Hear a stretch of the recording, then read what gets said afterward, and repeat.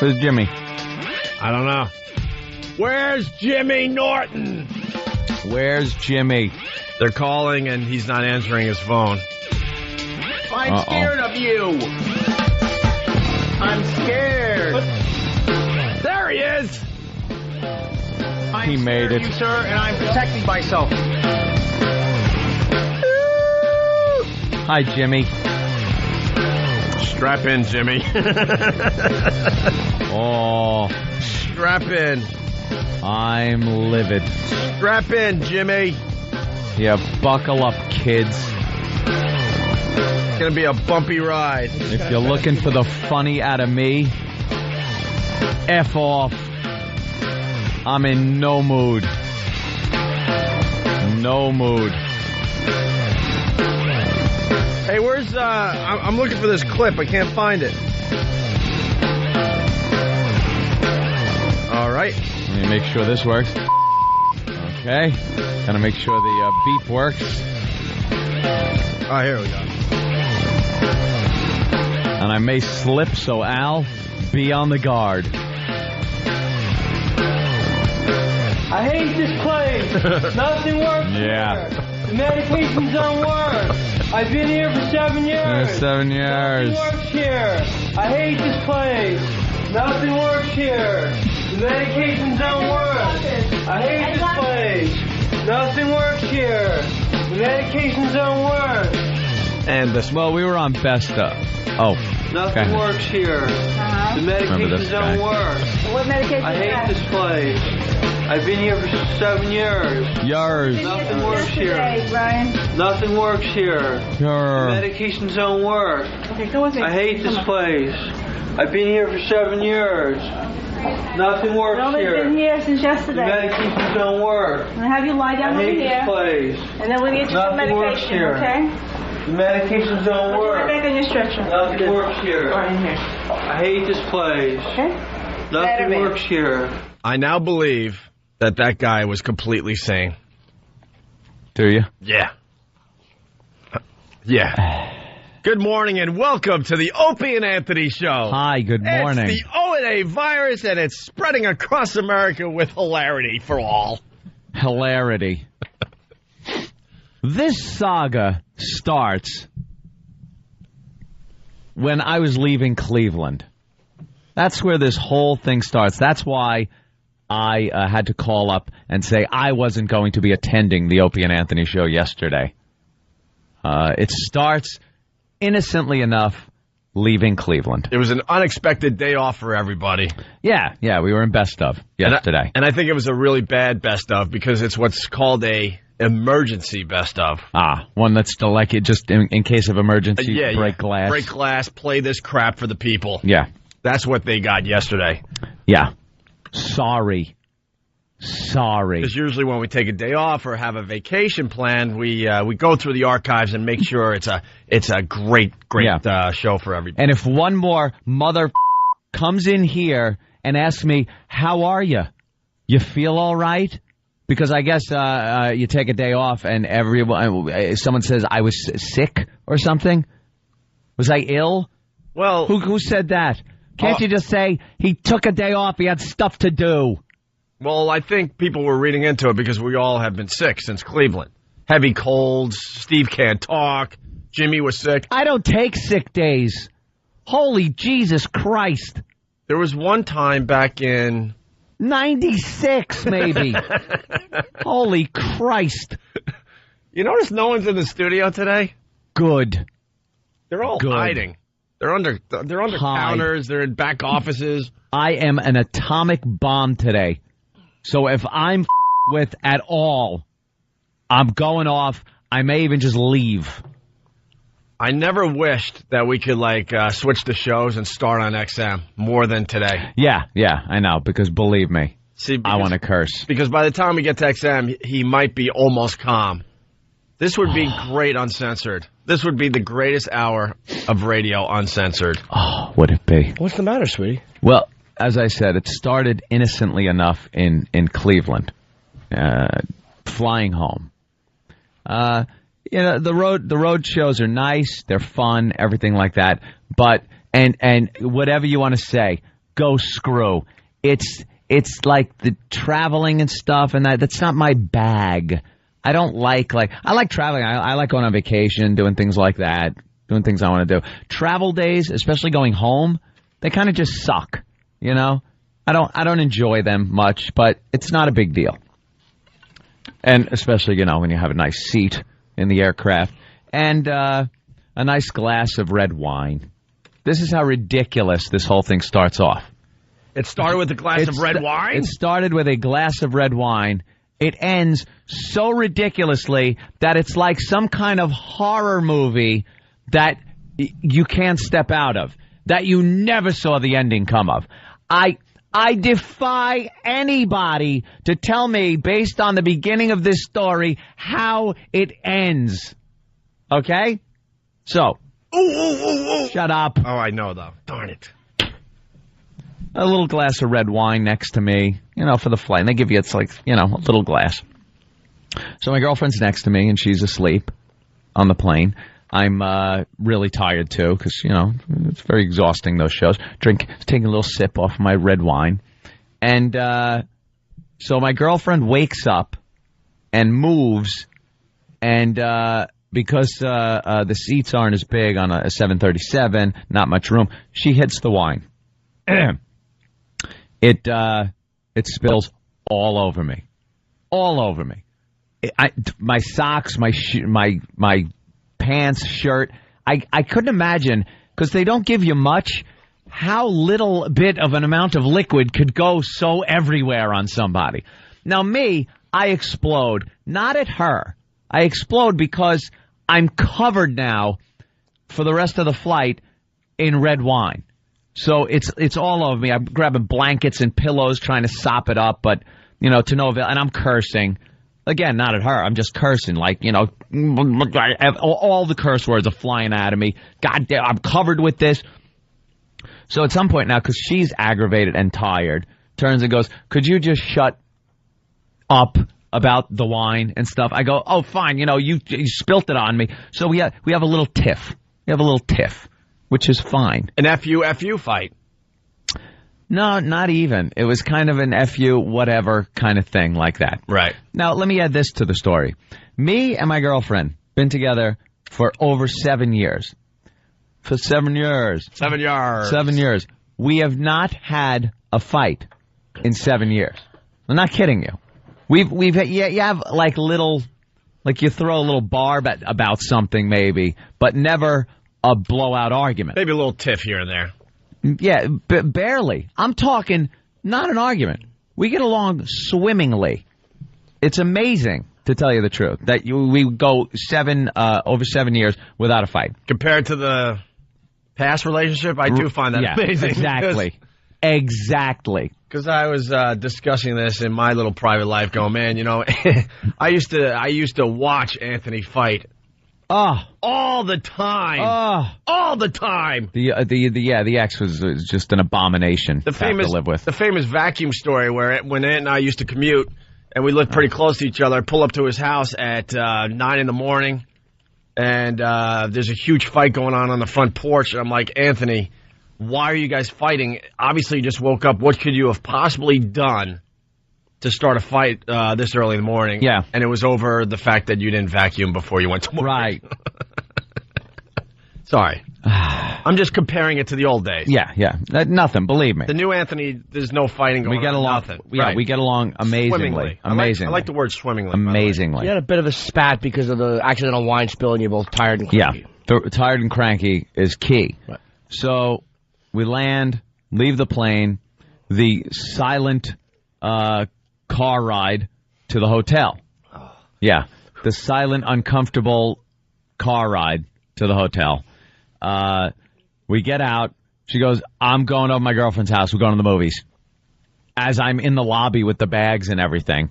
So I'm just like, okay, you know, whatever. Cool off. We'll cool off. It'll be great. Got to add to the story. You flew home from Cleveland and decided to stay in Manhattan. Yeah. It would make it a lot easier to get to work on Monday. The next day. You really wanted to be at your house on Long Island. Of course. So that certainly adds to it as well. Yeah, more just aggravation building up. Oh, that lobby. Okay, the lobby of the hotel. I still defy anyone to tell me where this ends. Well, I know. You know. I know you know. They knocked on your door and took your the FAA took you away. No. Meh. And I don't even look for the sound effect. Not into it. So the FAA didn't get involved? No. See, I got to play the part of the listeners here because a lot of people are thinking FAA at this point. Good. And I hope the people on Pal Talk are learning. I've already bounced 8 people just for the hell of it. I erased my memory. Yeah. Because I want to be the listener here. Because they're guessing. They are guessing. So no to the FAA. Yeah. Okay. Hotel. She's going. Good. Kind of cool off thing. I go up to the hotel room with the bags and everything. And I figure I'm going to cool down. I've wanted to buy one of those really, really nice MacBooks, the top-of-the-line ones, because I do a lot of video and stuff and audio editing. So I go down to the Apple store. Now, this isn't any dig on Apple, but it's just another straw on the poor little camel's back. I go down there. I'm looking for something very specific that I need. It's the top-of-the-line 17-inch glossy monitor for graphics, 2 gigs of RAM, everything. And the signs are all over. Take it home tonight. We have it. There's 18 billion people in the place, 18 billion computers, everything you could possibly want, except the one I wanted. Typical.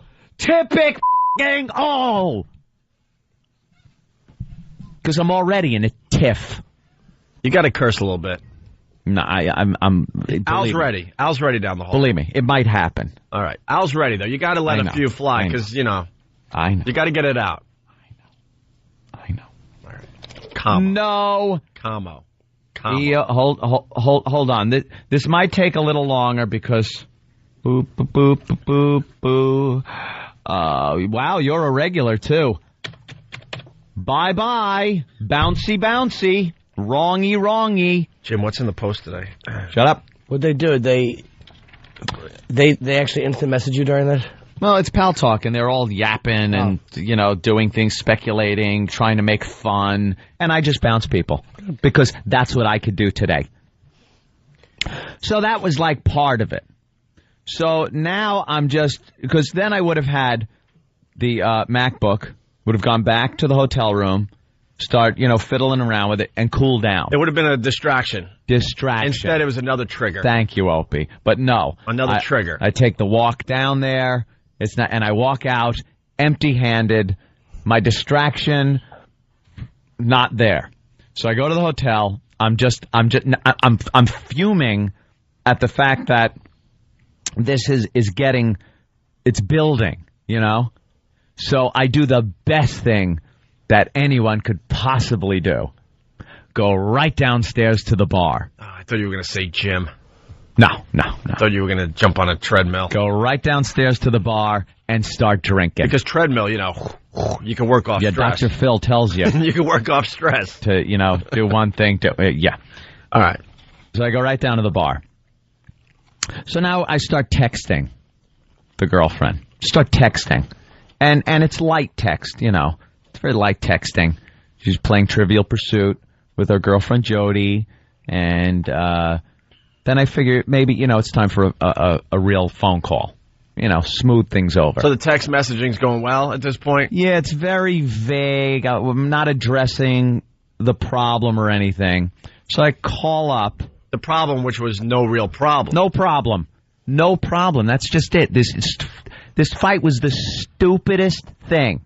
Stupid. Like most of them that people get into. Like I said, 7 years. No fight. This is the worst it's ever been, even at this point. So I get on the phone, and we're talking, and she says something about, that I overreacted with the wine, and me, now, I've had a few. I'm like, overreacted? What? I had wine all over, and here we go again. It was like the old honeymoon episode of, the record. Hi, your mother. It's just, how she is. She comes over. She's a blob. I'm out. You try your good intentions, and it didn't work out. So I just went, okay, great. Well, you hear me? You hear me on my phone? You hear me on my phone? Wham! My cell phone.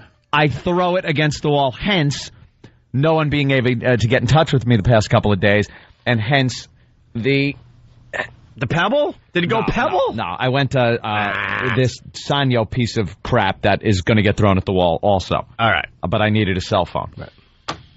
Hence the cell phone. Yeah, threw it against the wall. See, a lot of things are starting to make sense, because on Monday I knew you were out of sorts during the radio show. But I thought you were just tired from the Cleveland thing. I'm like, man, Ant's a little out of it today. I'm not going to lie to you. It was simmering. And I'm like, you were very quiet on Monday. I don't know if a lot of people noticed that. And you called me from like some satellite phone or from your actual car to tell me you didn't have a cell phone anymore. And I'm starting to think, why?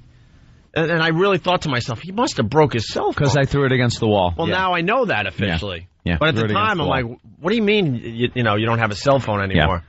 Right against the wall. All right, go ahead. In So, 1,000 pieces. Right at the bar? Came apart. No, this was up in the hotel room. Oh. Up in the hotel room. I wish it did in front of everybody. So now I'm just livid. So I decide I'm going downstairs. And again, remember, I had been at the bar. But I figure I'm going downstairs, getting another room,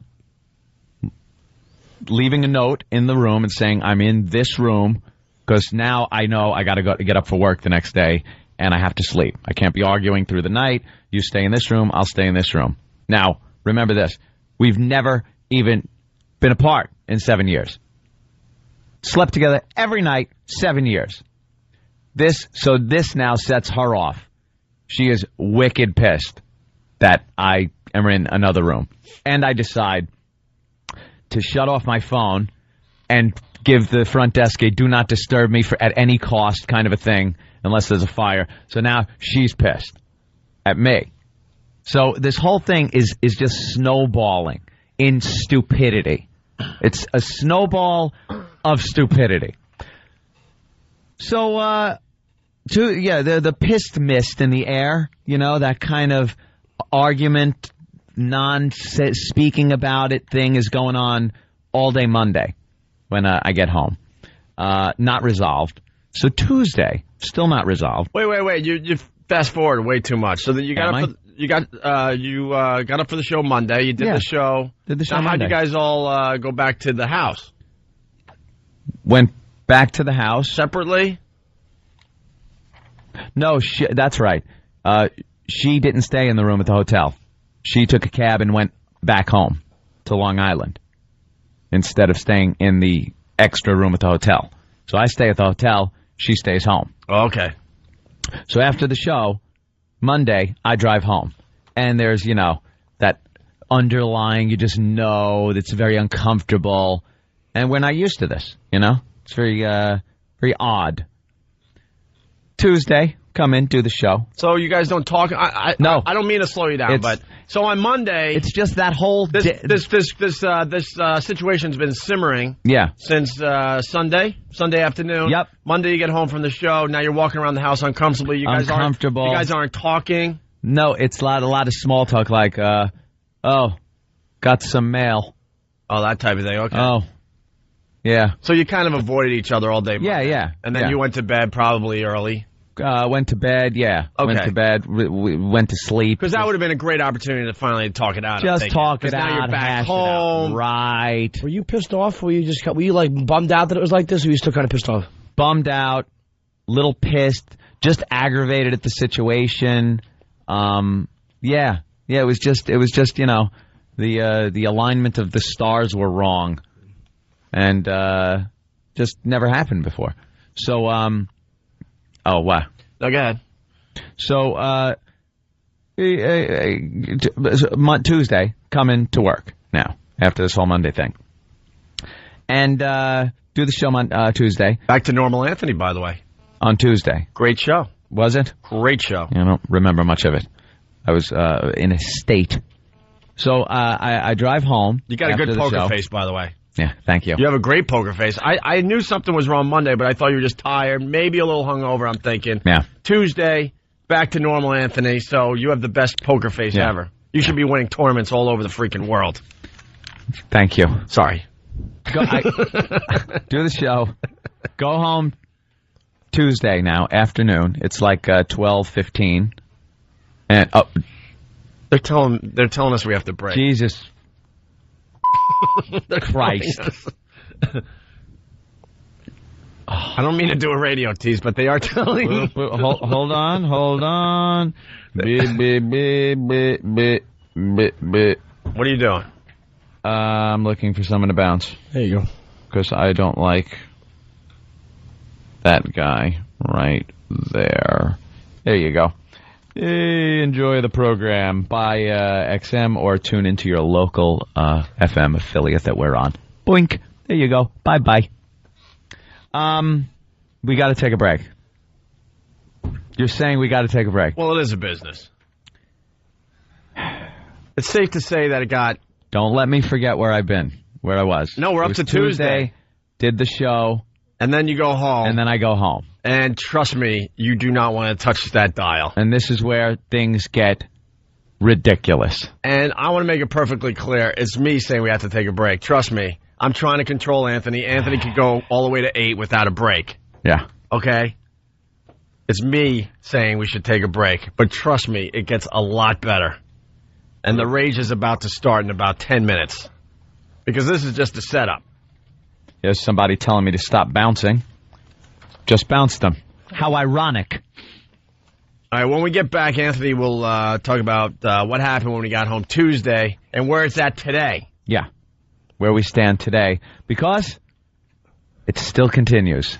It still continues. It's not what you think, based on what I've told you. I understand. This takes a twist like, you know, The Simpsons starts out with something, and then, like, about 10 minutes into a Simpsons episode, the beginning part has nothing to do with what the rest of the Simpsons episode is about. Yeah. That's what happened here. Do not touch your dial. All right. Anthony, don't even give away anything. No, I'm not. But okay. I think you're going to walk off the show today. I might have to take some breaks for phone calls and things like that, and at about 8 or so, 8ish. Okay, it's the One virus, and the pests might have to get involved. Really? I don't know. All right. The second part of the story, which is much better than the first part, I got to be honest with you. Oh, first part sucked.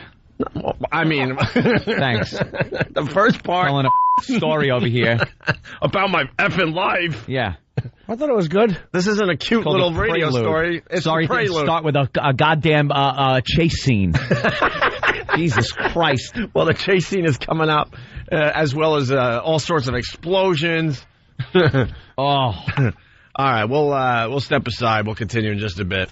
All right, we're back with the Opie and Anthony show. And that's what happened. That's unbelievable. That is unbelievable. I'm kidding, of course. I knew it was going to involve a schwoogie. I just knew it. Dude, you're not IMing me. Someone isn't actually IMing me. Oh, bye. Will you just turn off the pal talk for now? I can't help it. Was it important I am, though, maybe? Did he ask you anything important? Yeah, he said hi. What a douchebag. It's the One virus spreading across America. We got a very agitated Anthony in studio. He's in the middle of telling a story. Just to recap really fast, Cleveland trip. Started Sunday. Yeah, go ahead, really fast. Stupid argument over spilled wine on the plane with my girlfriend. I've never, we've never had an argument in the 7 years we've been together and lived together. We don't have arguments. We just don't. This is, it kind of started snowballing, got way blown out of proportion, continued. Every little thing was like pissing me off, and the fact that the initial argument wasn't being addressed as the day went by on Monday. Quiet ride all the way back to Manhattan. Yeah, the quiet hotel ride. Because you still couldn't get back to your house on Long Island. She went off to go to a movie with her friend. You went up to your room. You went to the Apple store. Couldn't get what you wanted, so you decided to drink. You texted her. That was kind of going well. Then you called her. That wasn't going well. So you smashed your cell phone in your room, and then you got another room. She got pissed off because you guys have never slept never apart been apart before. in 7 years. So when she came back to a room where you weren't at anymore because you were in another room, she said, screw this. She took a cab home. Yeah. You finally went home after Monday's show. Right. It was never addressed. It was like weirdness around your house all day. It was very uncomfortable. Small talk, blah, blah, blah. You went to sleep early to go to the show on Tuesday, which was a great radio show. Did the show on Tuesday. And then now we're up to you leaving the show on Tuesday and going home. I go home on Tuesday, and for the first time ever, I get home, and She's lit. She's tanked. She took the nice bottle of Absolute out of the freezer, did about 5 shots, and was just laying out on the patio lounge chair with a book on the side of on the table, but passed out. So I'm like, baby, hey baby, and she's like, like, oh boy, okay, come here, get up. So I like pick her up, bring her in the house, and she's obviously not rational in her talking. She's telling me that I don't care and things like that, and things that people say when they're hammered. She was hammered. She was we got in an argument. Never been in an argument like this. I dealt with it Sunday by slamming down drinks at the bar. She dealt with it Tuesday by slamming down drinks at home. And so I bring her into the bathroom eventually because she's feeling sick at that point, which is normal. She's talking a little better, but really still kind of. And I see the bottle of vodka there. There's barely anything taken. It was a brand new bottle, so there's barely anything out of it. So I'm waiting for her to throw up, get this over with. And a Nassau County police car comes to the front of the house. So I'm like, that's odd. What did someone call the cops or something? Or, how does anybody know anything's going on? No, it's just a pal. It's a Nassau County cop pal coming to drop off some Nassau County stickers for my car, the back window, and PBA cards and things like that. And don't forget the police uniform. The uniform, the red light, everything I need so I can do 120 miles an hour with impunity. The actual cop car is on order. Yes. You should have that soon. Exactly. Okay. Just there as a friend. So he throws out some kind of Ramon joke and notices my reaction probably isn't as he thought it would be because I'm dealing with a situation inside. So I say to the cop, I'm like, I go, you want to take a look at my girlfriend, just make sure everything's cool, And I said she's talking, so it's not like, she's passed out or, not OD and have alcohol poisoning or anything like that. So he comes in and, talks to her. Hey, how you doing? I feel good, that kind of thing. And he goes, I got a EMT friend who's out there. Just drive her down to, as of right now, an unnamed hospital. Just have her vitals checked. I'm like, okay, sounds good. We do that. Sounds like the smart thing to do, right? Why not? Mm-hmm. I figure, best be just safe like that. Me, I'm Mr. Hypochondriac kind of guy. And I know as long as you're talking and moving around, everything's fine. It's the people that are like sprawled out and can't. And believe me, I lived with that for 9 years. And she never does this. Never does this. So this was so out of the blue that I was like, yeah, okay, let's do this. So we end up in the emergency room. And they don't give her anything because I guess they deemed her fine.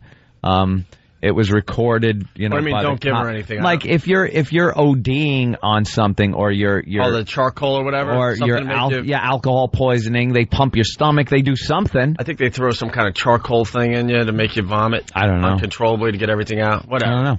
So we're they just don't do any of this. No, we're just kind of sitting Gotcha. in a room. Gotcha. And it's reported as an alcohol, just as an alcohol event, something like that. The cop writes it down as.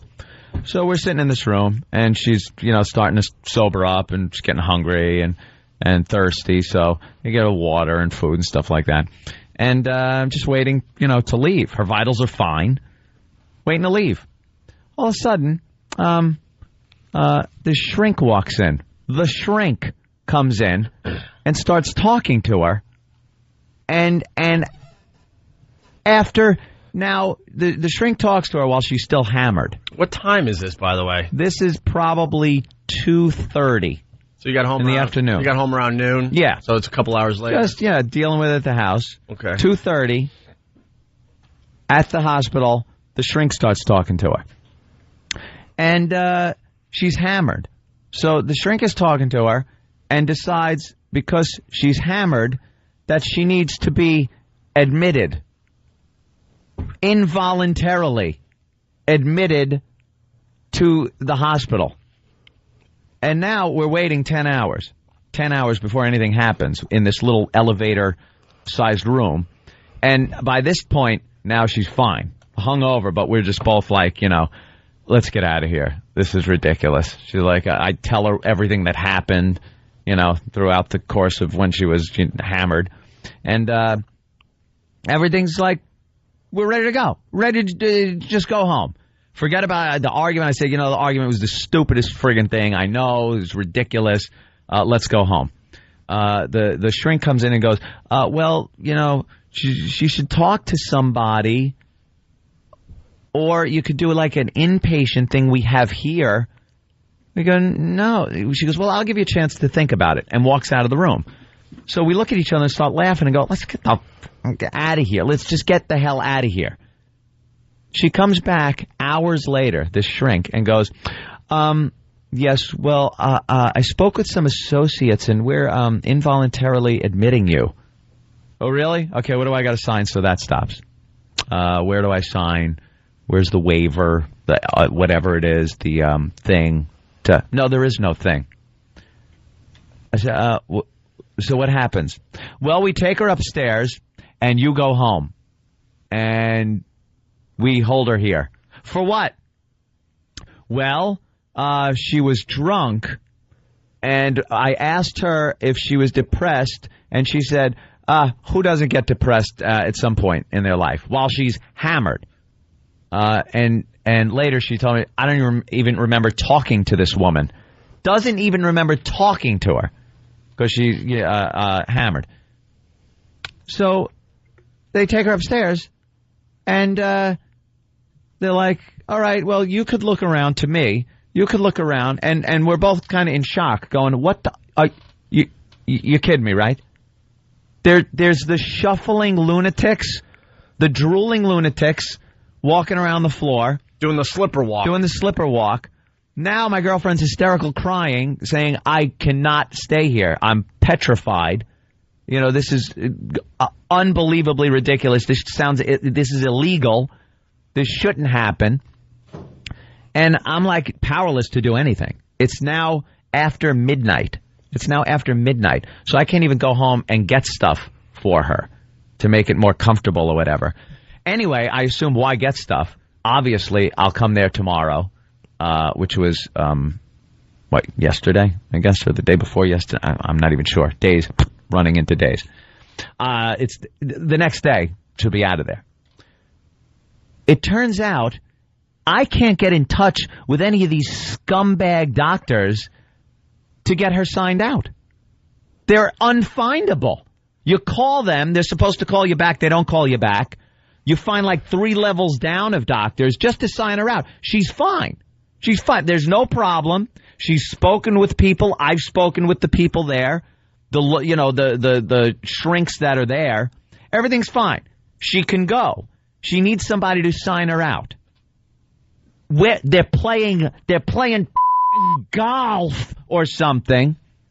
So she's still in there. It's now Thursday. Right now, it's Thursday because no jerk-off can be found to sign her out. And these silverback gorillas that work there have no clue or care. It's all cookie-cutter because everybody's running around going, I want to go. I'm fine. Let me go. They don't look at any individual situations or circumstance. It's all the same.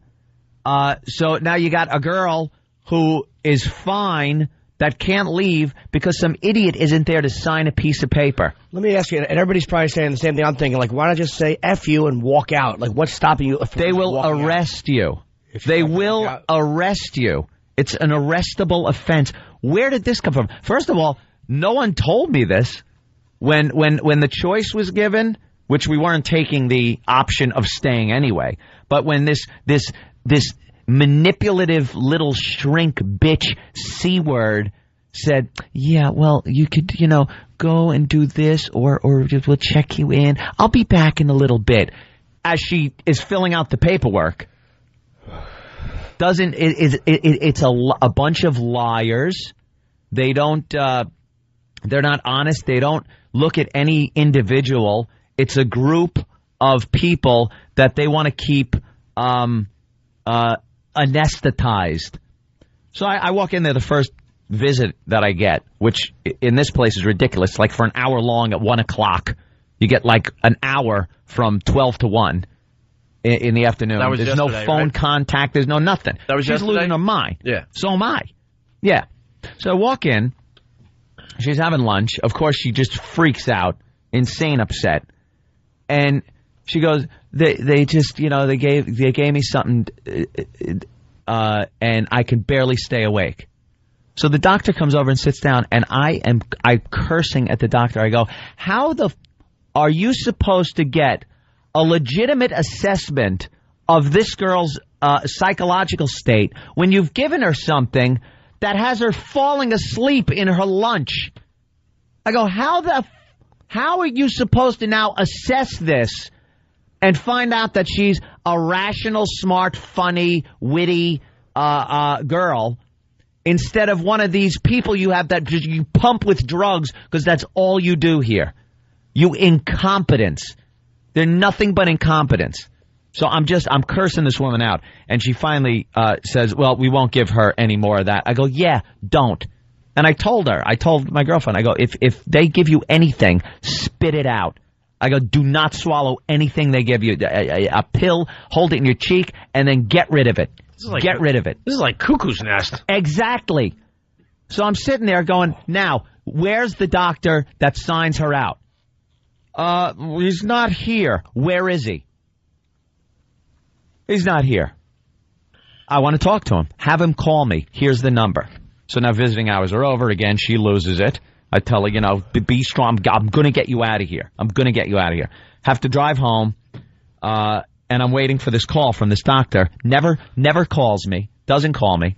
So now I go for the second visit, which is 6:30 to 8. Go in there, immediately ask where the guy is, where the doctor is. And the smug ass behind the counter goes, excuse me, sir, it's 6:30. He's at home. Or he's not available. I go, oh, he wasn't available when I was here earlier. He wasn't available when I was promised a phone call from him to sign out my girlfriend. I go, what if there was the biggest emergency ever and you had to get in touch with him? Oh, we'd page him. Do it. Well, we can't. We have to go through his underling. It's more bull, more lies, more garbage. So we're walking around there, and it's kind of at this point now becoming funny. Like we're both sitting on the couch, kind of like, you know, curled up and laughing at how ridiculous this is. There are screaming people. There's the shuffling people. There's collages made of crepe paper and construction paper on the wall that they make them make. And she's sitting there going... Did you take advantage of the situation and talk to some of the other people on the floor? Because you'll get some great stories. No, I can't. I think people know my mom's been in and out of these joints my whole life, and I would visit her from time to time, and, you know, you're in this room, and all of a sudden there's a guy that he's making something out of macaroni, a little art project, and he's like, I got a business trip to Toledo. I gotta get out of here. I'm supposed to be in Toledo Friday. Just completely out of their minds. So when I was dropping her off, the first night when she's completely upset, we go upstairs and walk into the place, the unit, and there's this I guess security guy there, and he goes, "Don't worry, everything's going to be fine. She'll be taken care of." I go, "Don't give me the line. Don't give me the line. She doesn't even belong here." And I know they hear that from everybody, so that's, you know, the category that they fall into.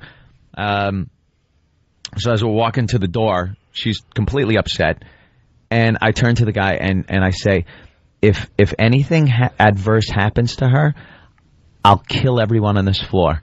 And he turns around and goes, "You cannot say that."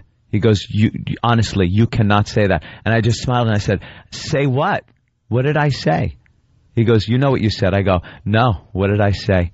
And I just smiled at him and walked out. He was petrified. You know you're going to be switching places Petrified. with your girl. You know that, right? Petrified. Maybe he was scared because you're checking someone into a psychiatric unit and you're threatening to kill everyone on the floor. That's Exactly. Definitely do Yeah, it. yeah, Right. yeah. I told Anthony before the show, I'm like, they're going to let her go probably today, and as you're all happy getting ready to hold her hand, like 3 animals are going to tackle you and pull you down and throw a straitjacket Well, on on you. last night's visit, Oh, my God. we're sitting on the couch, and she's got, like, her legs over my legs, and I got, like, my arms around her and stuff, and we're just talking. Comforting her. Yeah. We're talking and kind of laughing about how ridiculous this whole situation has snowballed into. Like, we went from the beginning of wine spilling on a plane and how it snowballed into what it is, into this. She was upset that we had an argument. And that's what happens. If every time a person that was upset about an argument had a drink and got hammered, we'd all be in insane asylums if this was how it's supposed to be treated. So we're laughing about how it got, snowballed. And this ape comes up and goes, no touching. No touching. We both give her the big F you, just as loud as day. Just go F you. She goes, I'll take away your visiting privileges. I said, do it. She's out of here tomorrow anyway.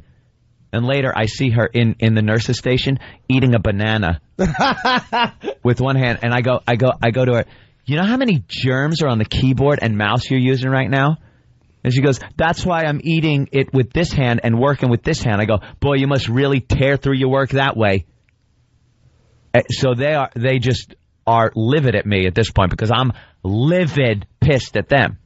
And I'm trying to get answers. So now I found one guy that would actually talk to me like a human being and got names and numbers for these various doctors that at 8:05 said 8 o'clock, but give them a couple of minutes. I'll give you 5. The calls start 8:05. If I don't get a response that she is being signed out of there today by 9, pest alert. I'll give out the numbers, the hospital. You shut the place down. Shut it down. I say you get a pest army together. Mm-hmm. What about a sink? Can you throw that through a window somewhere? I know, fountain, big fountain. I go with sink because you're a little smaller. I don't think you're going to be able to get that fountain out of the ground. Sink, though, I think you can get it done. Livid. I think you can get it done. Livid. And that's where we are as of today. That's really, as you're talking, I'm just clenching my teeth. I was getting, the medical profession it's just anonymous. It got worse and worse. Yeah, no one cares. No one wants to hear anything different than they think they know. It's just sign her out. It's done. So now we wait. So where did it all go wrong? Don't know. It was a snowball thing. Yeah, no, I know. It all went wrong where, I don't know, should have gotten up and left. No, I mean like at the hospital. That just it just sounds crazy. It is crazy. That they could do this. It is crazy. There's no reason, no way this should be legal. That they could just do this without any consent, anything. Just make this decision based on, an interview with a drunk girl. Are they even supposed to do that? No, because if you're a cop, I think like a lot of the information you get from somebody, if they're completely intoxicated, is probably... You know what, I actually made an analogy. I go, that's like taking the dashboard cam of a cop during a drunk driving arrest. And when the guy is completely sober saying, you can't drive, look at the tape of you. Look at the way you're staggering. No, but that was when I was drunk. I was arrested, and no, you can't drive. A lot of people are saying it's illegal for a shrink to talk to her when she's drunk. Probably is. They got to wait for her to sober up. I don't know my rights. And then you... her rights? Then you assess the situation. Yep. A cop in Jersey, you're supposed to wait till they sober up to talk to them. She told her, she said, I have no recollection of a conversation with you. That's how hammered I was. You should, I would definitely have a nice lawyer looking at... Oh, believe me, it's already in the works. Oh, this place is getting sued. But can you Heads imagine, will roll. If you didn't have be in the position you are, where you know the people you know, and you can at least get answered a little bit faster. Most people have to deal with these scumbags, and they're completely at their mercy. Dude, I'm not getting any. Believe me, I wish I wish I could go in there and go, hey, I got a radio show. Could you sign her out? That means nothing here. This is not helping me at all. All of my relationships with certain police officers and everything, not helping. I'm in a situation I can do nothing about. So she's out today? I sure hope so. She better be, because from what I heard, she has to talk to one person and then can get out. And now, where is that one person? Well, we'll find out at 8:05, because that's when I'm supposed to call. And her sister in Colorado is also, because I called her, and she's going to call. And we're both going to call and call and call and call. And if I get no response by 9 o'clock, maybe the pests will call certain numbers. We'll slowly leak out things and information. At 8:05? No, I got to start calling at 8:05. Yeah. Can't tie up the phone lines. No, that's what I mean, at 8:05? Yeah. You're doing like radio teases. Trust me. It ain't a tease, believe me. We don't have to tease this show I'm today. not teasing this. Ryan in Chicago, what's up? Hey, Anthony, are you going to bring the bill in to the on the air when they give it to you? Yeah, the bill. No, that's another thing is what this is. This is a way for them to get money, insurance money. If we left that night, there's no more money. If they check her in, this doctor, they could all take a little bite of the insurance policy, the medical insurance money. They could all take a little piece. That's what it's all about. It's about keeping you there, giving you as much as you can, get as many doctors as can dip into the till. And that's what's going on. Why would they medicate a person, though, who's not yelling or violent or crazy? Exactly. I said, why is she medicated? She goes, well, she was upset last night and had a hard time sleeping. And even to that, I said, all right, it's 2 o'clock in the afternoon. Why did you medicate her again? I go, and you're supposed to now have an interview with her like this? Of course you're going to think she's a nut. She can't even stay awake. Just say it. He'll get it down the hall. John in Yonkers, what's up? Hey, what's going on, guys? Good morning. Good morning. I'm a little confused. If she didn't say anything like she's going to kill herself or she's not a danger to herself, I don't understand why they would hold her. Because that's the way I think the psychiatrist interpreted it as she was talking to a drunk girl. That's why Ant's losing his mind. She's boxed. I mean, so what? Everybody gets boxed. There's no reason to detain her. You should have just got up and walked out of there. I think when she said depressed, sometimes who doesn't? Something like that while being drunk. All of a sudden, now this, aspiring friggin' psychiatrist is going to, make her bones. Oh, it's ridiculous, man. Yeah, she's a rookie psychologist, has no idea what she's talking about. And I don't know why they would keep her. I mean, she got boxed. It's not a big deal. And then, talk to her when she's sober. Yeah, I mean, That's it. they're medicating us. How's she supposed to get sober to talk to if they keep throwing stuff down her throat? What does that mean, Exactly. get boxed? What's that mean, get boxed? Hammered. Get hammered. Oh, okay. Just getting hammered. All right, thanks, John. Let's go to Max in Dallas. Max. Hey, what's going on, fellas? Hey. Hey, Ope, I had a question for you. Do you guys have any of those little microphones you can stick on the straitjacket they're going to put around Anthony when he goes there? I got to be honest with you. Anthony's a lot calmer on the show than he was in the office when I first ran into him this morning. I'm surprised you didn't rip a few heads, Ant. That's freaking crazy. I'm amazed that he was able to close tell to the it. story without just completely losing his mind, because in the office, it was... I am so close to it. He had a lot of people just kind of looking down and reading newspapers. Yeah. I can believe there was something interesting on the computer screen. You can't even imagine how pissed I am. A lot of people saying you got to sue. Lori on Long Island. Lori. Hey, guys, how you doing? Anthony, here's what you need to do. Walk into the hospital and just say, on the advice of my attorney, I am signing her out against medical advice. Give me the form now.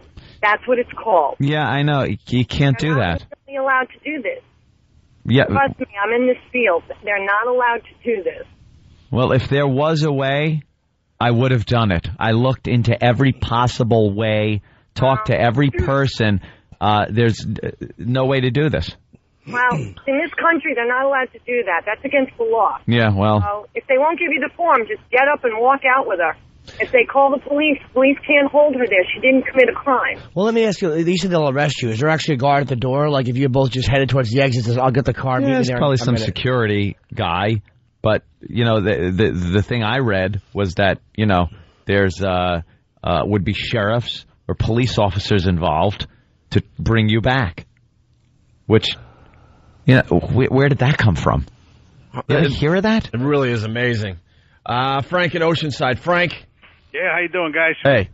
Listen, the idea that she's going to get out of there anytime before 12 o'clock is an impossibility. Got to keep her in there for another day of fees, another day of tests and everything. Nah, that ain't happening, my friend. Well, because I will just go in and take her out and face the consequences. Well, I don't care. You know, I don't care. Yeah, but you know what the other consequences are, too? Afterwards, now she has this psychiatric incident. How it affects it down the road, too. Yeah, well, we'll see. Good luck. Yeah, thanks. All right, let's go to Debbie in Massachusetts. Debbie. How's it going to affect you down the road? What's he talking about? I have no idea. Debbie. Yeah, vaguely. Hi. Hello. Go ahead. Hi. By the way, can I bring up something? It's a huge story today. Terrell Owens. Yeah. Terrell Owens, you know, that I don't believe he tried to commit suicide. That's so stupid. Yeah, but if you're not even funny. If you're loading yourself up with pills and you're unresponsive. It's so obvious. He took a couple painkillers because of injuries or whatever, and then he was a little dopey and out of it, and then he was taking his normal supplements and mixed it up with more pain pills. Yeah. Terrell Owens is not trying to kill himself, but ESPN and everyone else is all over the story. Like, oh, he's not. Look, he's denying that he tried to kill himself. The guy did not try to kill himself. He made a really bad mistake. But he should be locked up in a hospital. But that's the point I'm making. Terrell Owens in and out of the hospital, and he was on a lot of painkillers. Yeah, that's a guy that should be maybe having a talking to. Right. Not a girl who has a fight with a boyfriend, gets hammered. That's what I'm saying. It's so weird that this story hit the same day as your story, because I mean, this guy was in and out of the hospital like that. Yeah. There was no suicidal attempt or tendencies or anything. It wasn't that wasn't a part of the story. All right, we got a couple more jerk-offs, and then we'll continue after the break. Carl in Baltimore, what's up? What's up, O&A? Hey. Yeah, same thing happened to my wife a couple of years ago. Basically, she pounded a couple of drinks down and passed out on the front porch. Neighbor called the police. Had to go to the hospital to find her, and next thing I know, they tell me they got to keep her there for 72 hours. Yeah, that's what they say. Like, they have the right to hold somebody for 72 hours based on their evaluation. Right, that's a drunk person. Yeah, it's up. Thanks, man. All right. Scumbags. Fast Freddy from Jamaica Station. Later today, we'll be watching chopper coverage of a red Shelby in a high-speed chase. That's right. Oh, try to catch me.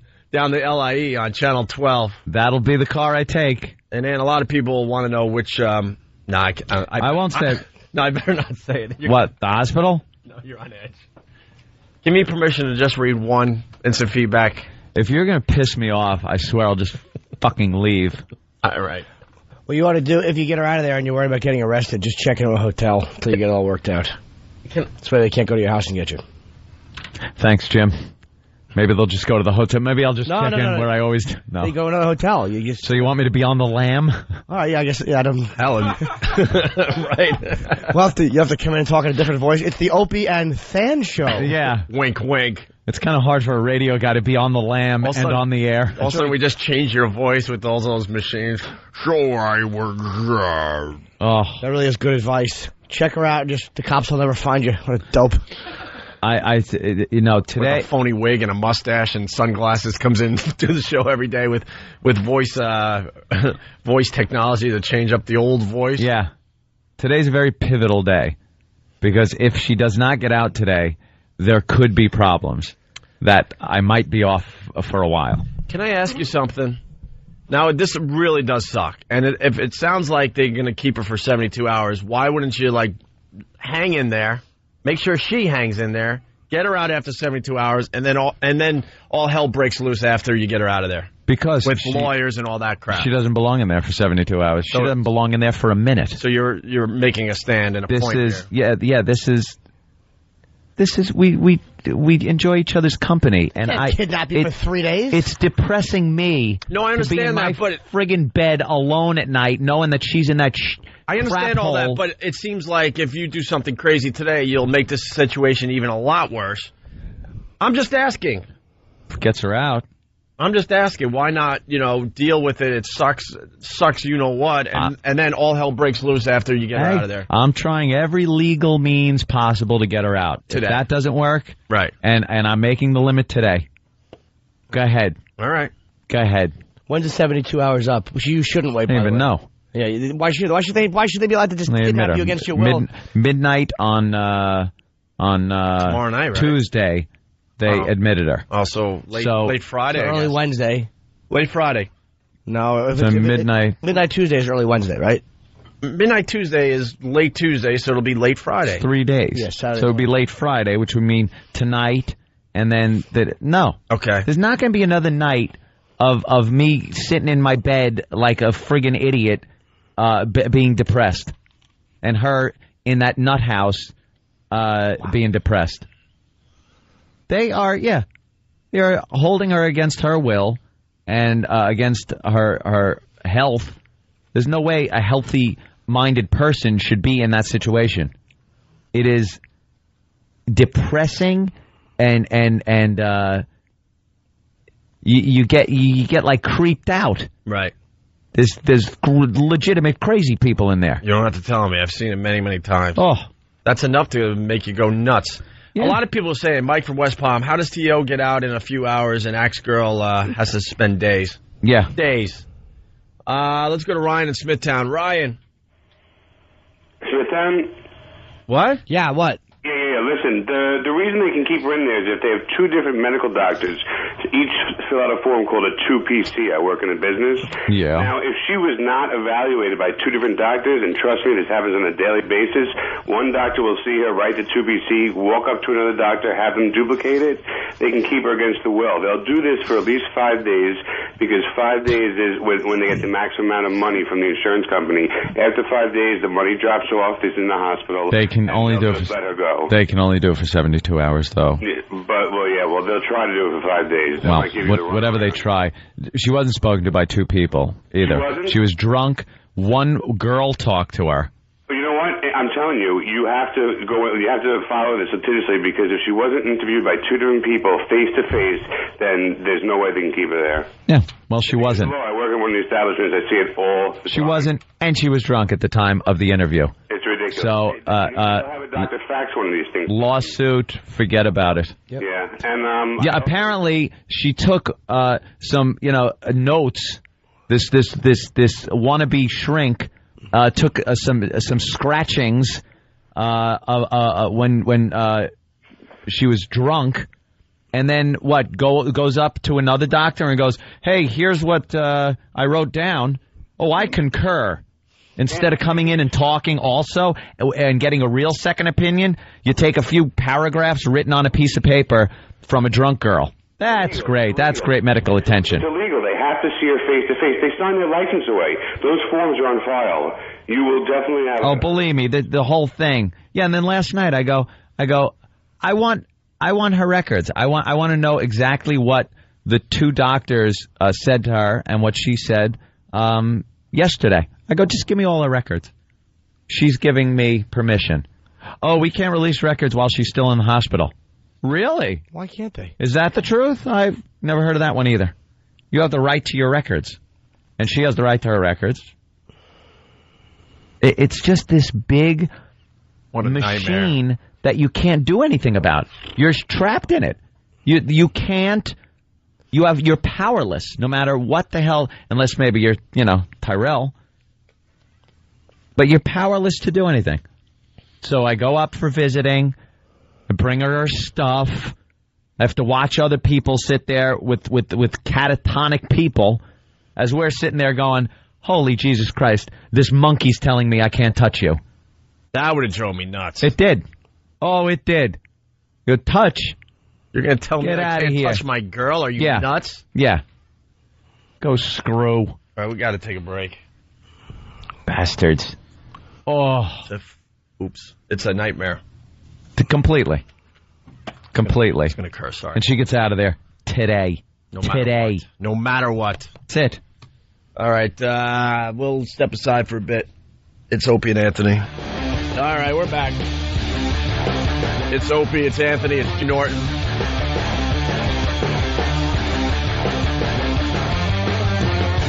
A lot of people want to help you, Ant. Yeah. Want to take a couple more calls and then we'll try to move on? Yeah, it's when you get 800 bits of advice that none of them jive with each other. I love that when people give like bad legal advice. Like, dude, the way you got to do is tell them you want a form, and on the way out say legal counsel, and they can't arrest. Really, they can't. Yeah. Let's go to Mike in Jersey. Good morning, boys. Hey, Mike. Hey, Ed. Why don't you just bring your lawyer with you today so you stay out of trouble? Yeah. Yeah, I got one of those. Yeah, just bring him in with you and check her out, man. Peace out, guys. I see it's easy as that. Bring a lawyer. Let's go to Paul in Jersey. Paul. Hey, what's up, boys? Hey. I got a better idea. Just take Kenny and Poe up there, and you can just walk right out of the place. I don't think you'd have much of a problem there. There you go. Secret agent man. Secret agent man. They're giving you a number and taking away your name. And the way you use Kenny and Poe is they talk to the doctors and nurses, and then when they doze off, you just walk her right out. How quick would he be committed? Kenny? I needed that laugh, Jimmy. Thanks. Your hair is a fire risk. Club Soda Kenny is your chief. Yeah. He's your chief. Just as smart as Chief was. Someone saying have Travis dress in a dress and have him switch places. Like in Cuckoo's Nest when he had Candy and the other girl come in, you could have Travis and another young lady sneak in through the window. Yeah. Let's say hi to Linda in Massachusetts. Linda. Anthony. Yes. Anthony? Hi. I'm a psychiatric nurse. I've been one for 30 years. I have one piece of advice for you. Please do not go in there and act like a lunatic, because I promise you, they'll let her go and they'll commit you. That's what will happen. Me. Yep. Not commit me. Are they going to commit him? How would I act like a lunatic where they would commit me, ma'am? Please wear something from your home collection. I would. When you show up. Oh, I would. A little helmet. Anthony, you go crazy, you start yelling, you start screaming, they will. I don't yell and scream. I'm very logical when I talk to these people. I'm like Spock. Good, because, they can hold her for 72 hours. First of all... Yeah, I've heard that. Believe me. They were wrong to begin with. No psychiatric unit should have admitted her until she'd been medically cleared. Medically cleared means she is no longer drunk. Yeah, exactly. Then she gets evaluated, okay? And then if she's clear, she goes home. If she talks about being depressed, if she talks about any of that, then they can hold her for 72. The good news is they don't have to hold her for 72. Yeah. Why did you say 72 instead of 72 hours? Well, 72 hours, 72. Okay. 72. I like that was a medical term. All right, go ahead. You hog the whole airway. I didn't mean to chime in and try to be a part of. Go ahead. Right away. It's about you. 72. Sorry. I didn't realize it. And, Opie was right. The thing is, go in, be rational, be reasonable, get out, and wreak havoc. I said that. Yep, you did. Oh, you right. said, That's exactly what I've been doing. Yeah. And that's why she's still in there, because I've been rational. No, trust me, really. Once she's out of there, unleash hell. But in the meantime, just be cool. And she'll walk out the door. All right, Linda, thank you. Hounds. Let's go to Steve in Yonkers. Steve. Hey, what's up? Hey. A similar thing happened to me, and I walked out of the emergency room because some doctor wanted to admit me for a lung condition, and I didn't want to stay, and it wasn't a major thing. I get home, and the place I live is owned by my parents, right? The cops come flying through my door saying that the doctor called, saying I was acting crazy. So they take me to the hospital, they put me in the psych ward, right? And I'm asking people, why am I here? Before the psychologist interview me, they shoot me up with a cocktail of a muscle relaxer and adrenaline. Now, I can't even hold my head up, right? So they examine me, they leave me in there, and I'm asking people, why am I here? Not acting violent, there was nothing wrong.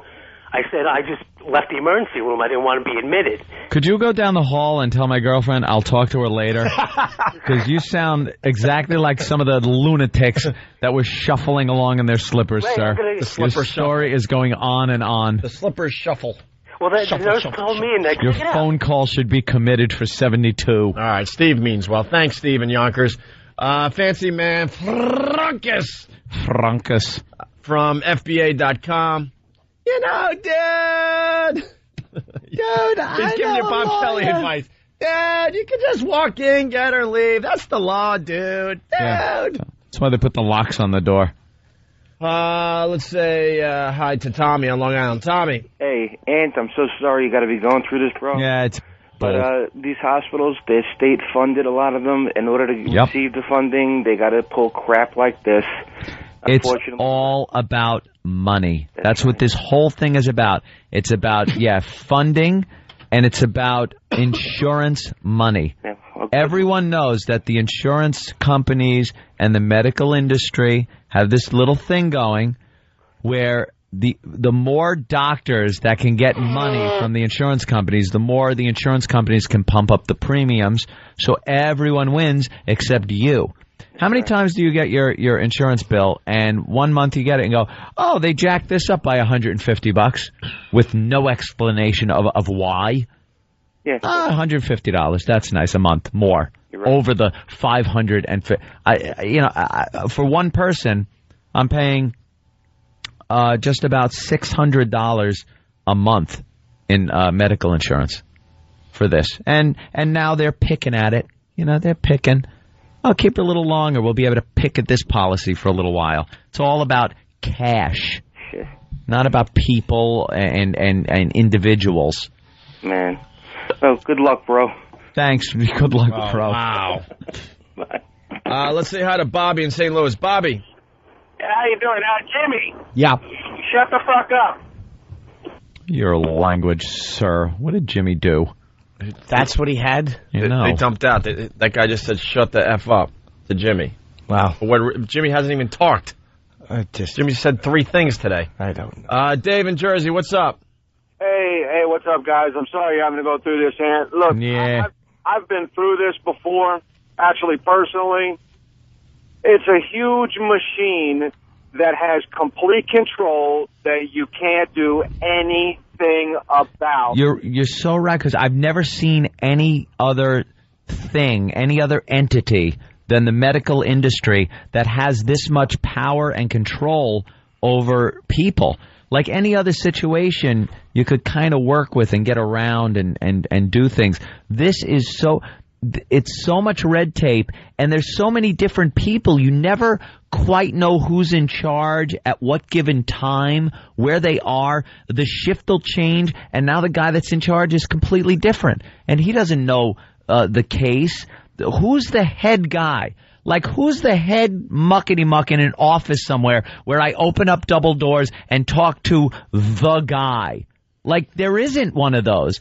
It's this weird friggin' blob-like entity that you don't really understand. It might be, if for you going through this now, and for your girl, and for anybody listening. It's not me. It is. It's my girl going through this. That's what's got me livid. It's not. If I was going through something so traumatic, I wouldn't be here right now.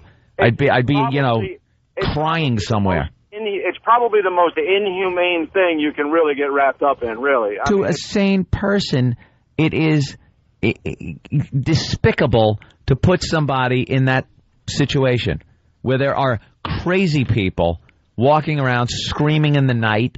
I mean, it's a nightmare.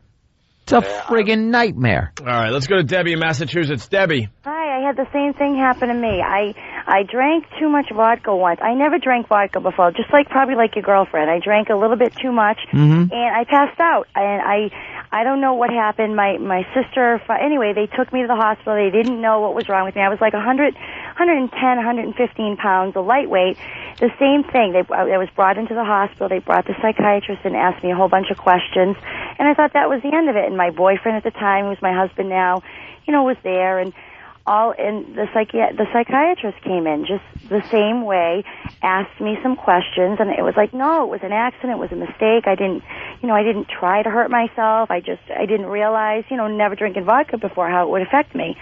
And they basically said voluntarily, if I didn't voluntarily go, they would make me go. Yeah. So, and I didn't. The same thing. But I'm going to tell you, they're going to make her stay there for 3 days. They're not going to let her do anything under 3 days, because what they're doing is they're blowing you off. They're making it seem like they're going to have the doctor. That makes me happy to hear. Yeah. You know, I love being blown off like that. Boy, that's part of my personality, isn't it, Ope? Oh, I take these things well. Yeah. They're buying time, but believe me, it's going to end up being the end of 72 hours. It's going to be, no matter what you do. Well, we'll see. Yep. We will see. All right, you're going to make some calls in... Yeah, a few minutes, a half hour. I got to make some calls. Minutes. I'm making calls. Other people are making calls. My sister's going down there and try to get some answers. Yeah, maybe I should go with that helmet I was wearing on my head during the taxi competition. Wow, you got to tune in this show every day from the beginning, because I can't tell you how many people on Instant Feedback... Can you give a recap of the situation? I just tuned in. Tune in early. Wake up. Set your alarm, you lazy bastard. We're lucky to have Anthony today. Hate you people. God. All right. Oscar De La Hoya is here. Thanks, Cleveland. You're blaming this on Cleveland. You know something? It was depressing enough to be there. They should commit everyone that has to live in Cleveland. I think that's probably why they committed her. She was probably drunk and she said something like, Cleveland is beautiful. Like, get the paper. Oh, my God, she's insane. Cleveland, there's a lot of nice people. Get the pen. Oh, jeez. On an uptown. On an all-new house. House has to kill 50 to get Anthony's girl out of the hospital. Anthony meets House. That's Richie Bender from his cell phone. Thank you, Richie. All right, why don't we take a break? We'll get Oscar in here as a little distraction. Sure. Maybe you could pop me in the head a few times and I'll forget. We'll try to distract for a little while. We'll get Oscar in here. Also, Pedro's coming in, and I will not call Pedro by his real name during the entire interview. Really? He is Pedro. That's what he gets on the street, I bet, every day. Hey, Pedro. That's what people do. Kenny, anything? No, of course. I want to see Oscar light Kenny up. Huh? He's a small fella compared to you. He's a technician. Yes, he is. Come on, Kenny, you can make some calls. Anthony is very upset, and his partner is GH. Get his girl out. Unfortunately, this is one situation I can't help with. See, isn't that amazing? Like, Kenny could do anything. Kenny's like super idiot. A man. Yeah. He's like Superman with a big R on his chest.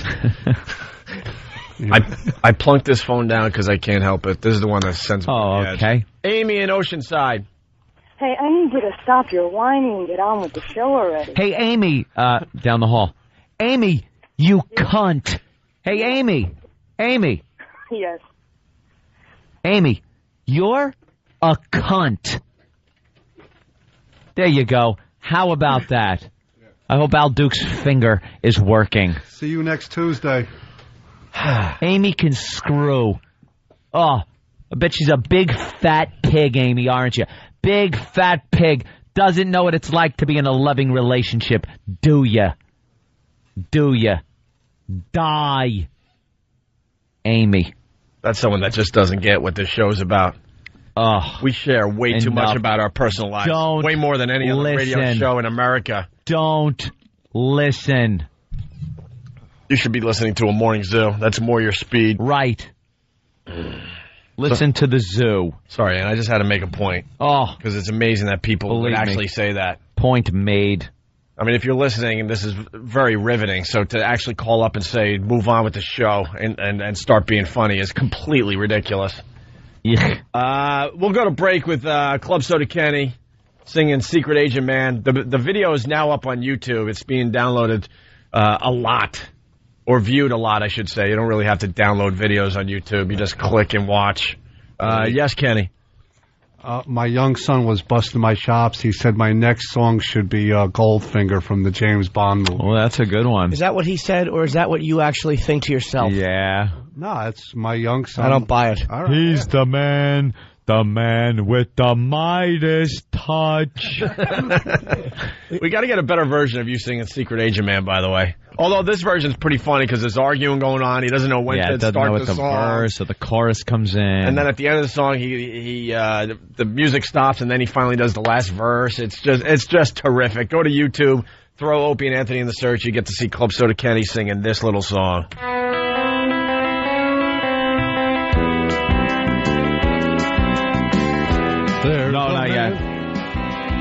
There's a man who leads a life of danger. To everyone he meets, he stays a stranger. With every move he makes, another chance he takes. Odds are he won't live to see tomorrow. Secret Agent Man, Secret Agent Man. They're giving you a number and taking away your name.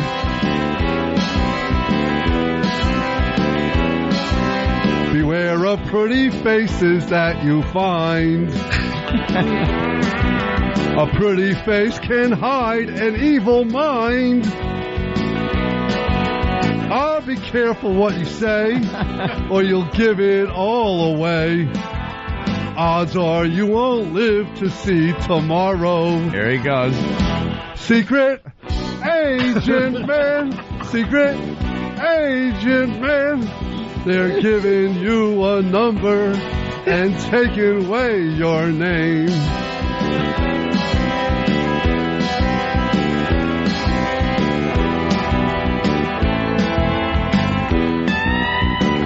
Is this the chorus? Yeah. I thought a little lead went here or something. A little more Secret Agent Man there, right? Yeah, but there's another verse, but I don't know when to start. He holds the directions with his big thumb moving. Here it comes, Secret Agent. Secret Agent Man, Secret Agent Man. They're giving you a number and taking away your name.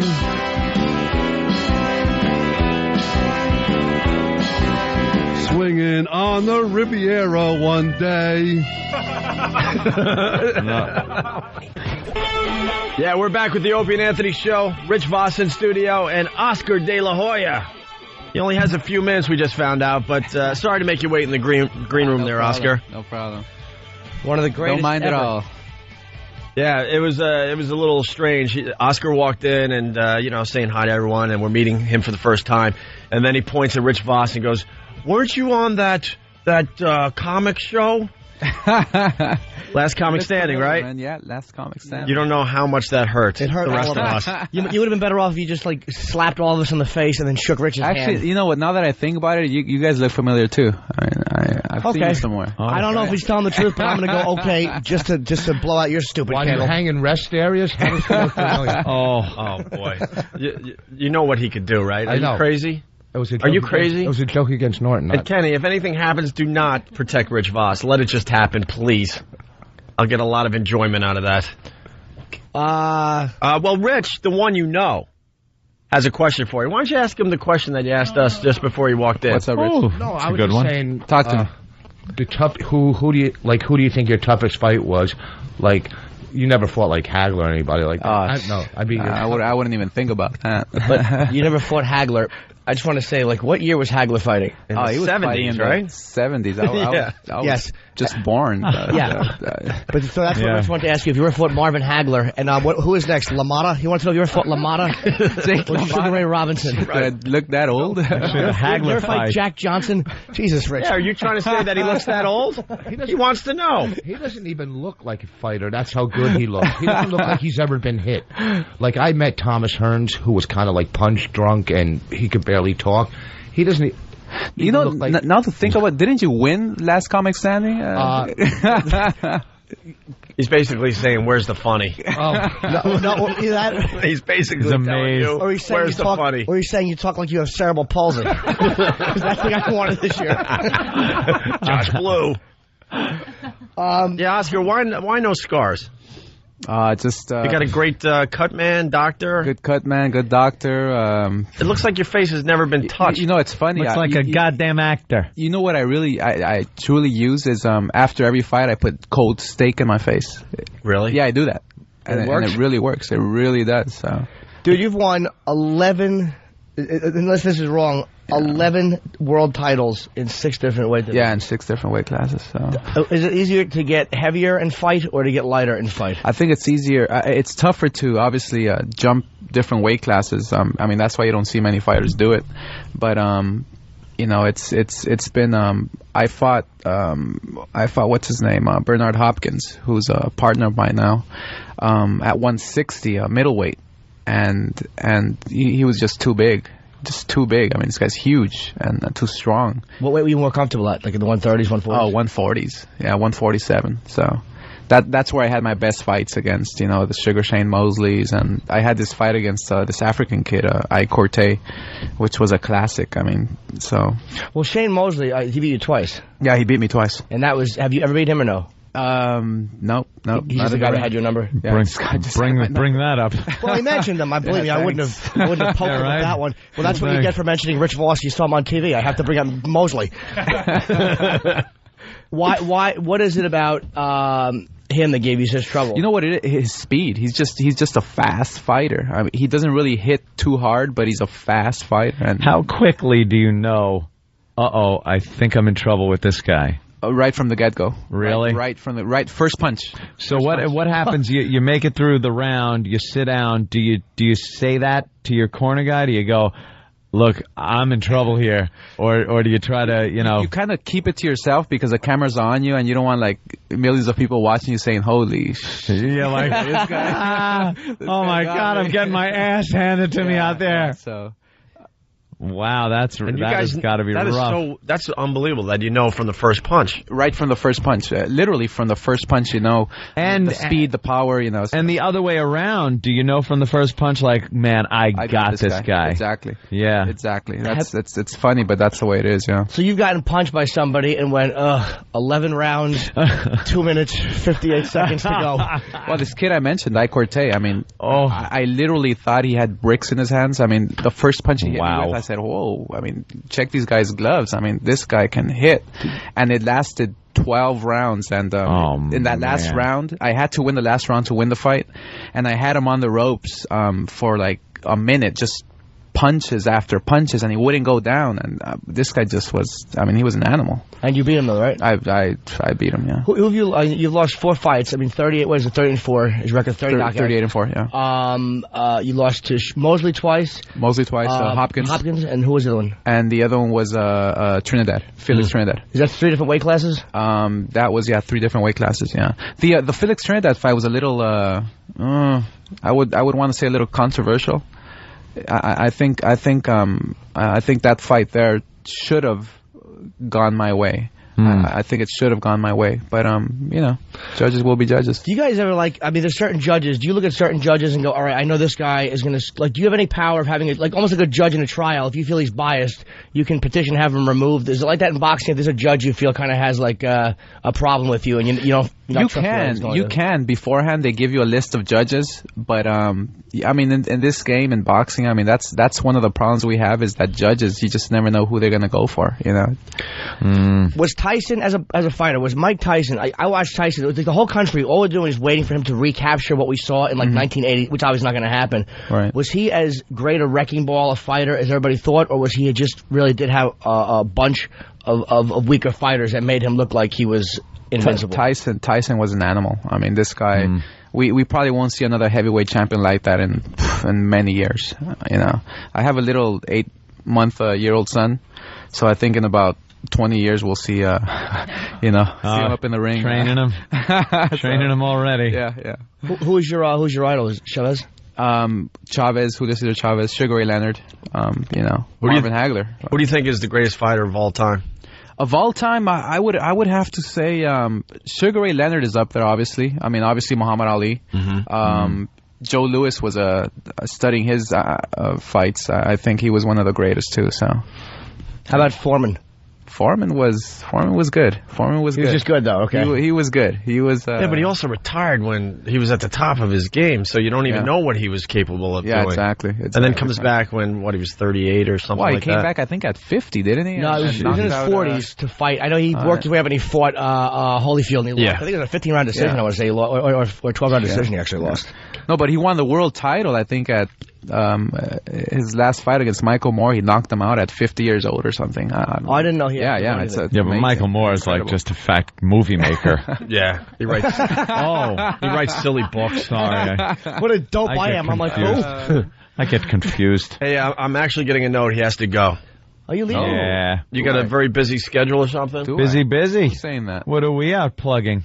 I'm Oscar promoting the boxing legend Oscar De La Hoya hosts Hispanic Heritage Month. The world premiere is September 29th. Is that tonight? I'm really bad That's with tonight, dates. yeah, September 29th. Which is tonight at 8 o'clock on, it's on the history. No, that's tomorrow. All right, I'm just glad I didn't screw up. Oh, Jimmy. But wait, Oscar and I made a mistake. I've been hitting the heavy bag lately, too. It's funny. I was going to talk to you about, like, maybe your methods are similar to mine or whatever. The great Oscar De La Hoya hosting, it's tomorrow night, 8 o'clock on the History Channel. And right now, it's cool. His camera crew is in here filming a documentary. Is this part of what you're showing tomorrow? No. This is what we're showing tomorrow is a documentary on the Mexican-American War. Since it's Hispanic Heritage Month, I thought it was a great idea to show, what really happened in the Mexican-American War, where it happened, why it happened. So I think it was a good educational piece especially for youth of today. So, well, this is why you're a nice guy, because the fact that I asked about a man filming right now, is this being shown tomorrow? Yeah, on national I was going to bring that up. He should have just smacked me in the face, but he politely answered because he's a nice guy. It's live right now, Jim. I'm really happy you came, man. We really are. I mean, it's very rare you get. Thank you. He's the most famous guy we'll probably ever have in the studio. I'm really happy that you. I doubt it. No, there's no one bigger than you in the world. Appreciate that. We're going to have in here. I mean, who? You? Maybe Jet Li. All right, you're probably second to Jet Li. Oh, Jet Li. What about Pedro's coming in like 10 minutes. Is that the from Napoleon Dynamite? Pedro guy? Oh, from Napoleon Dynamite. I can't even compete with that guy. Terrible. He won't say his real name. I'm going to ask. This is for my own use. This will not be sold. To ask him to sign a glove. Nice. On here is Jake LaMotta, Emil something, and two other guys. Nice. I think Jerry Cooney and one other guy. And this is going to go. Please just scribble over Jake LaMotta's How funny would that be if he put it on and knocked my teeth out, and then refused to sign it?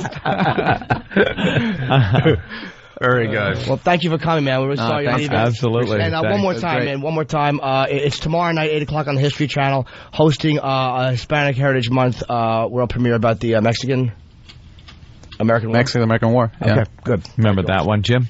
It kind of sucks we only had a few minutes with you, but they are handing me notes, so you must have a very busy schedule today or something. Hey, Rich, do you want to ask him if he was around boxing, maybe doing like stuff with the troops during the Mexican-American War anymore? Yeah, one more question from Rich Voss. Go ahead, Rich. Carlos Mencia, funny, not funny? What do you think? Funny. I don't have a question. I'm not, boxing question. Come on, gentleman Jim Corbett. A boxing question. I asked greatest fighter of all time. Come up with something for him real fast before we go. His wife's helping him. This should be a doozy. It was a great fight to throw in Manila, but the fight before it was Jeff Smith and Kareem Allah. I have nothing. Wow. Oh, boy. You meant that Oscar De La Hoya, and you mentioned a guy named Jeff Smith? What are you talking about? What's the most realistic boxing film that you've ever seen? Like, which one shows fighting and fighters the way it really is? Well, you can't go wrong with with Raging Bull, obviously. Yeah. But you know what? I was watching the other day Cinderella Man, and that is to me the most inspirational movie as a fighter. I mean, and that movie got great reviews, but no one went and saw it. Right, yeah, nobody went to see it, but it was such a great boxing movie, like a fighting movie. But obviously, Raging Bull. What about all-time great? What was it called? When They Were Kings? When We Were Kings. When We Were Kings, with Ali. That is an amazing that was a good movie. Film. Yeah, it was. I always, when I hit the heavy bag, I basically should put on a dress and just slap it. when I hit it, I think of the way Foreman would dent the heavy bag when he hit it. I mean, he was an animal. This guy was just, and you see him now. Yeah. You see him now, and he's the nicest guy you'll ever meet. I mean, it's incredible. When he had hair, when he had hair, he was nice. Now that he's bald, he's like, I got another communique. It was the hair. You're right. Yeah. They're And it's written out this way. They're adamant about getting him out. All right. Sorry, we love Oscar. We can't help it. I'm sorry. We love him. Sorry. All right. Thank you for coming in, man. Thanks, guys. Oscar De La Hoya. Appreciate it. Thank you, Oscar. All right. Thank you, Oscar. Now you got to walk out awkwardly because we're not ready to take a break. I'll follow him out. Yeah, you can follow him out. Thanks, Oscar. Thank you, Oscar. Appreciate it. Thanks. Can I just get you to sign these two?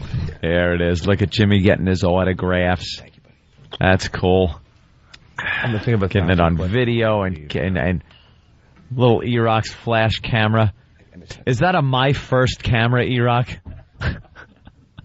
You don't have to laugh so hard at my stupid. Thank you, Oscar. There you go. Feel bad for me today. Oscar De La Hoya. Yeah, I got one.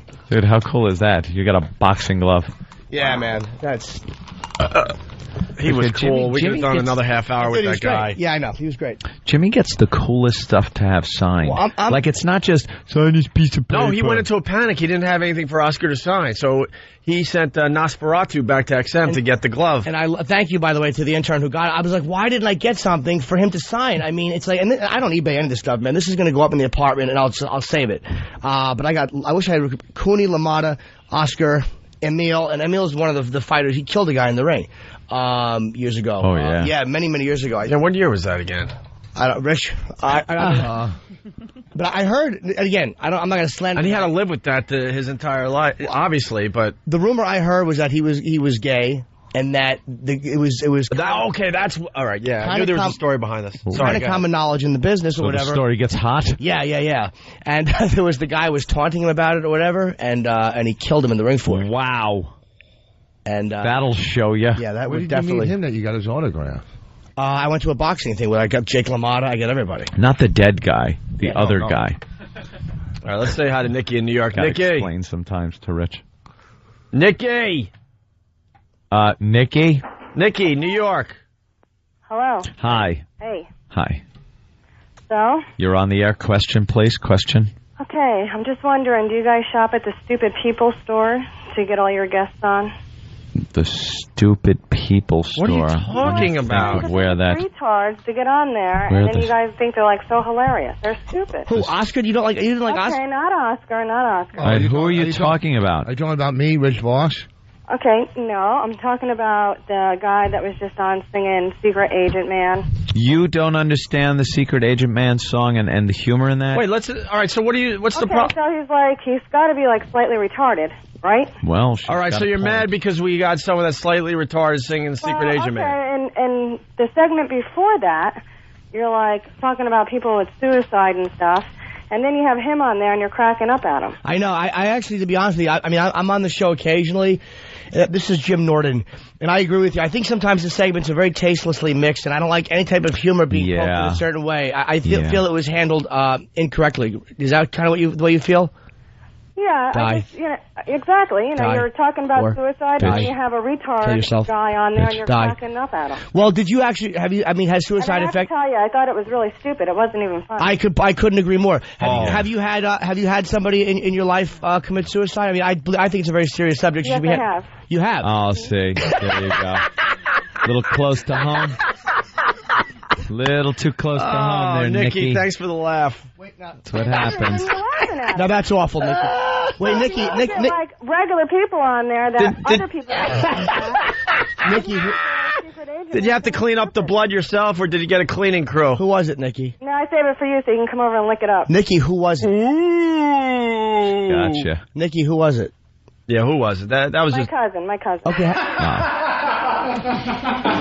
One less seat at Thanksgiving. Who cares? And I think that's terrible. And how did what did this poor person do? Well, what difference does it make? I'm asking because I've had certain things like that affect my life too. What difference does it make? Whatever joke we're going to say. I'm not going to joke about it. I don't think it's funny Jimmy, at all. Yeah, we'll stay out of this. I don't think it's funny at all. I mean, because I've had stuff like that affect. So was it a cousin you're close to? No, not really. Oh. And how what did they do to the person? So it really shouldn't have affected you. Out. What's that? He blew his brains out. He blew his brains out? There you go. Must not left him much of a mess if he's a relative of yours. Yeah. No, that's okay that you have the laughing machine in the background laughing. Man, that's going to deep value. With my laughing machine, I rule the world. Laughing machine. What friggin' year are you? Singing Secret Agent Man. Nikki, he blew his brains out. So what happened? You know that devalued his back. You know that devalued all of his stuff at the garage sale. Yeah, no, he hawked all that before we had a chance to do that. Hey, Nikki. Hey, what? Do you realize we weren't even talking really about suicide? We were talking about a situation where somebody was involuntarily admitted to a hospital. Like suicide, we didn't get in depth into suicide and the reason. Like it wasn't a suicide conversation, Nikki. Okay, you took it as that. From that and you took it as that. Yeah, what? It wasn't a joke thing. It was a story. It was a real story. The show is like starting to suck. Then go listen to starting something to else. suck. Yeah. How long have you been listening? First of all. A very long time. Very long time, and you listen on XM or on regular radio. XM. And you don't know who sang Secret Agent Man. Long-time listener, don't know who that was singing. Why don't you listen to the same thing your cousin listened to? A bullet whizzing in. Well, if your show doesn't get any better, I'll have no choice. Don't try to be cutting, Nikki, stupid. Nikki, you're lying. You called up, no one cares. You're you a bumped fibber. out. Nikki, let me tell you the reality of being a listener to this show. You decide it's not for you anymore. You go away. Someone takes your place. We don't give a crap. We couldn't be happier. Don't threaten us. Don't make it like it's a threat that you're going to leave if we don't get funnier. We don't want you. Leave now. We don't care. Turn it off. We don't care. Turn it off. We don't care. We've been doing this for 12 years. The only reason you're on the phone is so we can beat you up a little bit. Nikki, do you have... So everyone else can enjoy their morning. Do you have your XM right there next to you? No, I don't. Then how did you hear Secret Agent Man? When I was getting ready for work. I was going to have you turn it up and then change the station so we could actually hear you not listening to us. It was so bad that I had to... I have a joke. All right, you want some humor? I got it. Jimmy's got a good joke. I got a joke. Jimmy's got a joke. You want humor? Shut up. I got humor. That's the only thing you get to do different. You get to curse, say fuck, cunt, and then, the people love to hear that. We're not cursing. Hey, stupid. Hey, idiot that's been listening for years. We're on regular radio right now, you dummy. You ugly broad. You're an ugly broad with no head having cousin. What do you think of them apples? What do you think of them apples? Headless cousin haver? I can't believe Nikki's my cousin. Did you have to have two boxes at the funeral home? One for his head and the rest for his body? Maybe if you were there for him, he wouldn't have done it. Right. He wouldn't have combed his hair with a shotgun. Why don't you take a flying leap, you? Hey, she laughed. She likes the show now. Two Jews walk into a bar. Then they shot themselves. A Polak, a Jew, and an Italian are shooting themselves. I would have loved to have gone to that wake. You got the coffin and then a whole hat box to the left.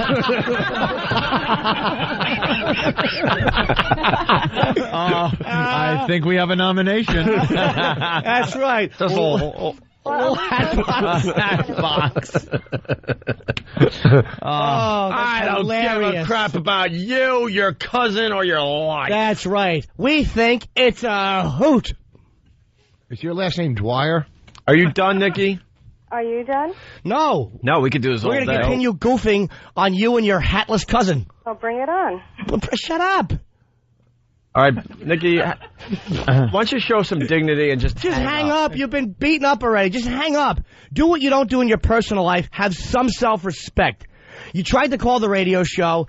You're obviously a lonely nothing of a person. Just have some dignity and hang up.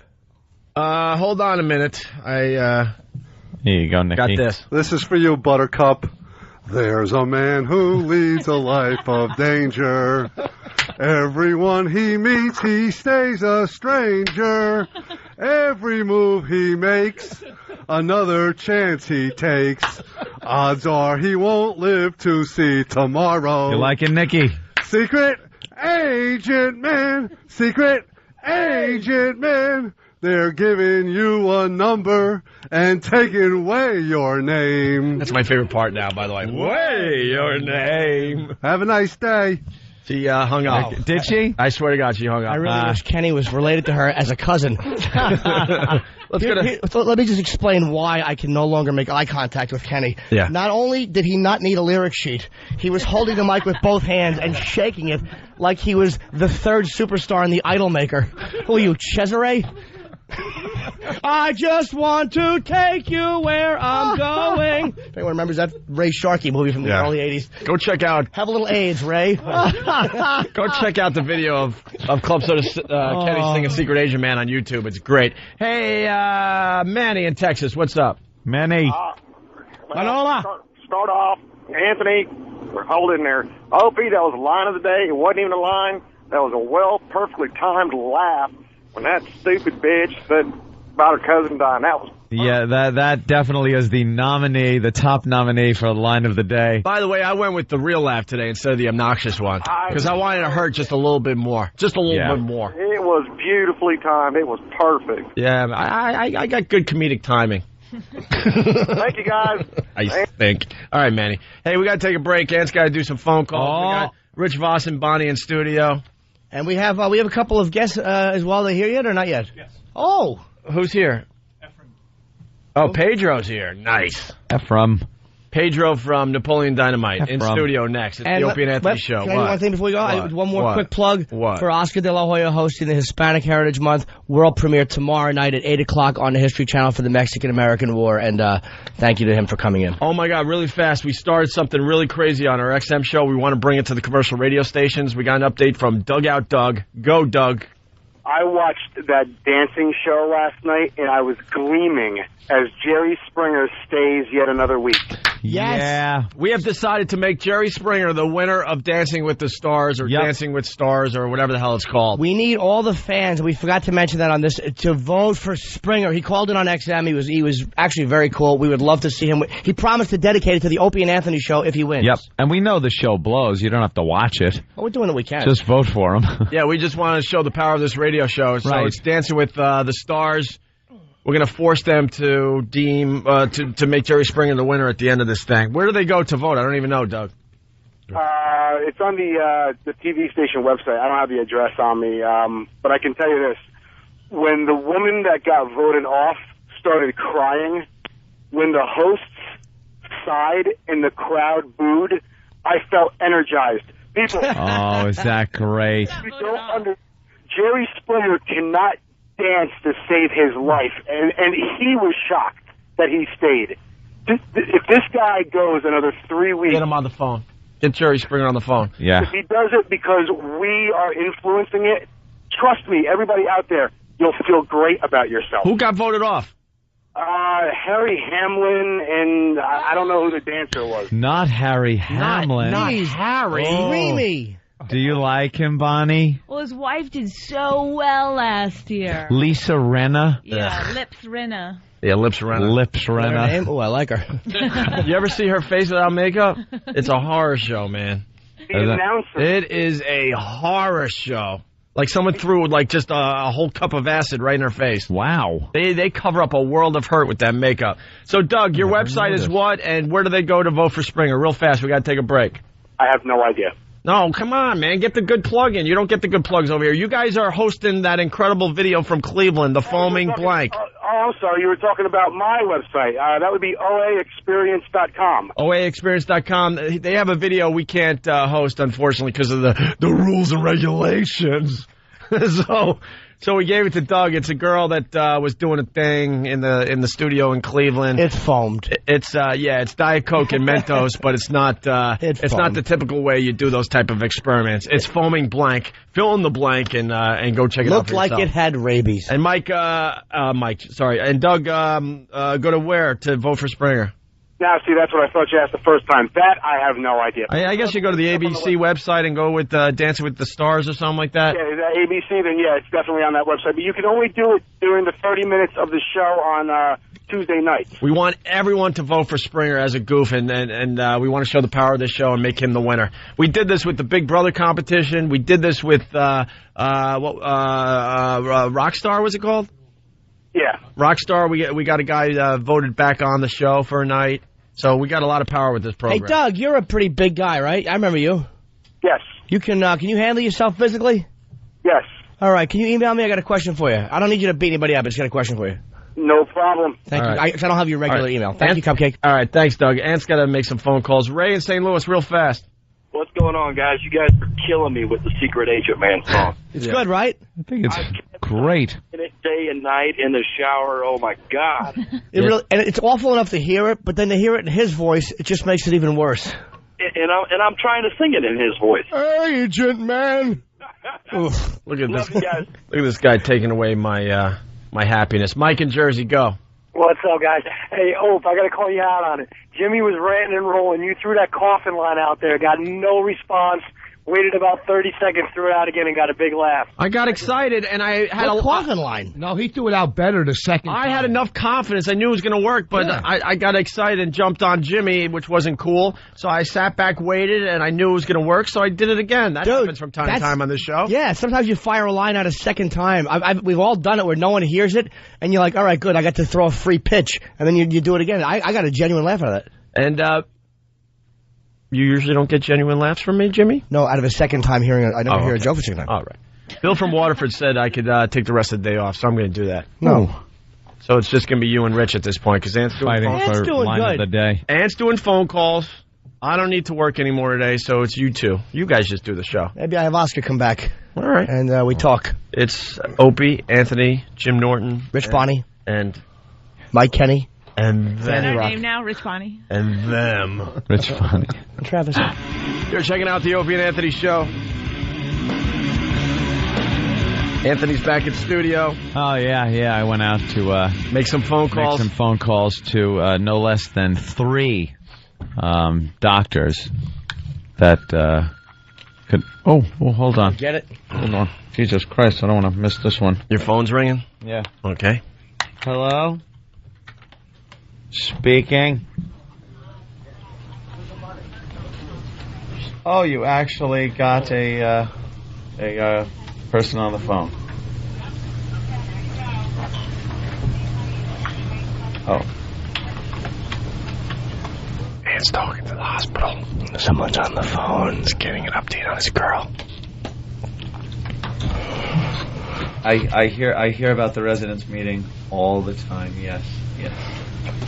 What do we do? I don't know. We either hear a very happy Anthony. I want to set up a meeting where my girlfriend gets checked out of the hospital. That's what I want to do. If that entails coming in and meeting and talking with you, and the end result is getting out of the hospital, then I am fully enthralled to come and meet. But no. See, another lie. I heard up to 72 hours, and yeah.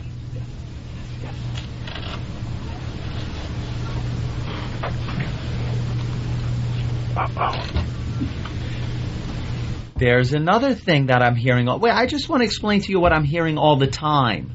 What I'm hearing all the time is, I'm not the one, or I'm this one. I'm not the one that does this. I need the person that does the signing of the paper that gets my completely sane girlfriend out of an insane asylum. That's what I need immediately. Where is Dr. Sanders? Where's... Okay. I try to explain. Okay. Oh. Hi, Pedro. Right. Pedro just gave me a peace sign from over there. Can you say awkward? Do you understand she was... Yes.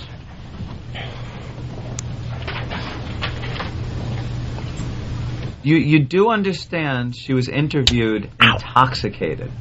You do understand one person interviewed her intoxicated, and based on that, she was involuntarily admitted. And when she sobered up, she even said she has no recollection of what she even said to that shrink, and then was thrown upstairs with people that do have to be up there. And she's fine. And no one I talk to has the power. See, this is what is annoying me. No one I am talking to, they are giving me no one to talk to that has the power to go, yeah, I'm the guy that makes the decision to sign out this person. You're telling me you don't.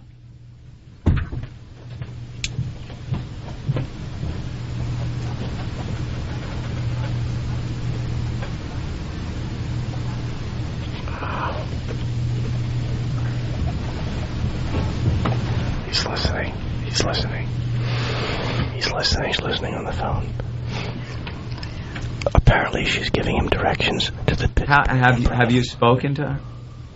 Have you spoken to her? This weekend. Right? Have you spoken to her? Leaving after the show today. Tonight through Saturday. Nice. Are you listening to me? No. No, I'm talking to her. Oh, no, we're not listening, Ant. We're doing a show. You just keep doing what you're doing over there. Oh, my God, my heart stopped. So you haven't even personally sat down and spoken to her. My heart. So here's what I get. No, you please. I know you do a lot of the please listen to me. Please listen to me for a second. How have you not sat down and spoken to her? And that can't give you a very good gauge on whether this is just another person going, I'm fine, or a boyfriend going, she's fine. You haven't even talked. If you sat down for 5 minutes and spoke to her, you would go, oh my, if you knew what you were doing, which I'm not saying you do or don't, but I'm just saying if you knew, you would sit and go, oh my God, what is this girl doing in here?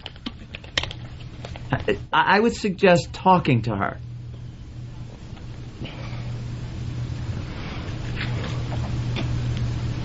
The doctors that no one...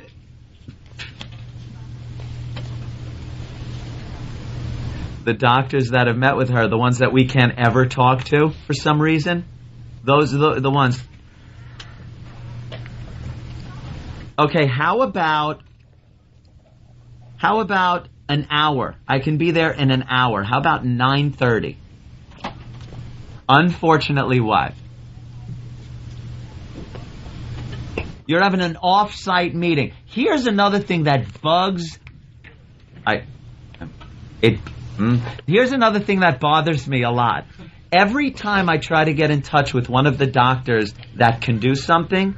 They're in some meeting, a conference, and now an off-site meet. What, is that a golf game? Please be honest with me. Is an off-site meeting chasing a Titleist around a grassy field?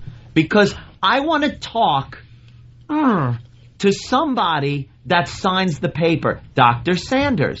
Where is Dr. Sanders at 9:30? You know how much more crazy I am than she is?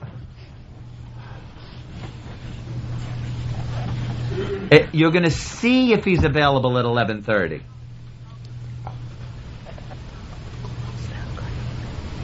So, Pedro, you're in a new movie? Yeah, you can't speak for them. Yes. I'm not asking you to speak for them. I'm asking to speak to them.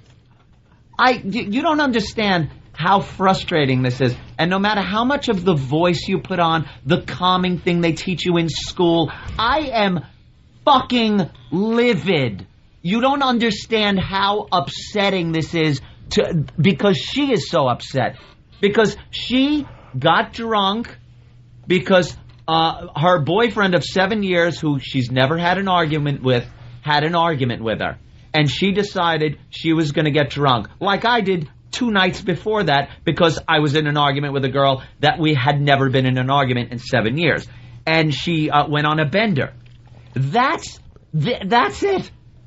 And now an interview she had with some shrink, totally wasted, comes into play. I can't get an answer from anybody. I can't talk to a doctor that can give me an answer. I talk to people like you and like the nurse desk and people that blow me off and give me these bullshit answers about how we could set this up. There's no guarantees. This, that.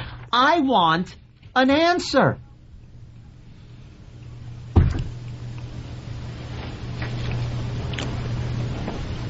Tentatively scheduled for 11:30.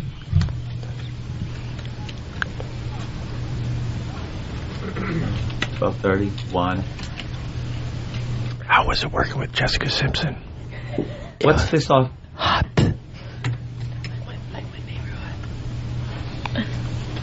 You know what, though? This is what happens. I was being straightforward. Someone said they were being straightforward to me yesterday also when I was promised a phone call from Dr. Sanders, which I never got.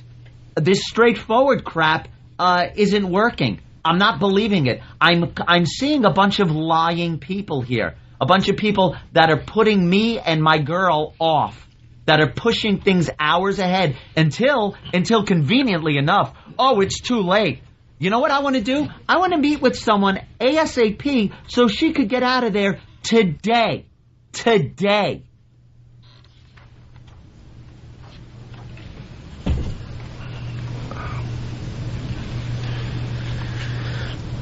What are you doing right now? What do you have scheduled for right now?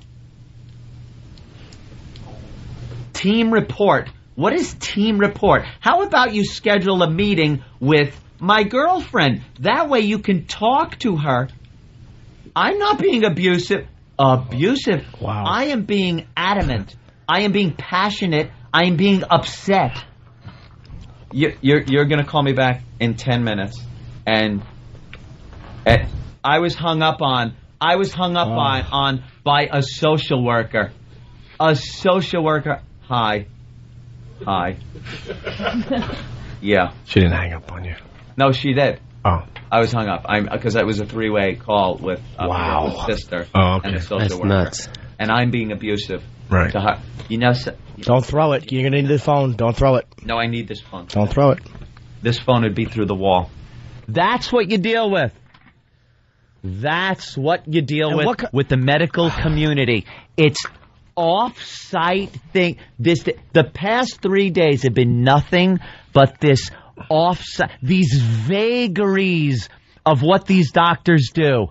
These vague, they're at a conference or this off-site. Hey, you hooked that one. That's what an off-site meeting is. They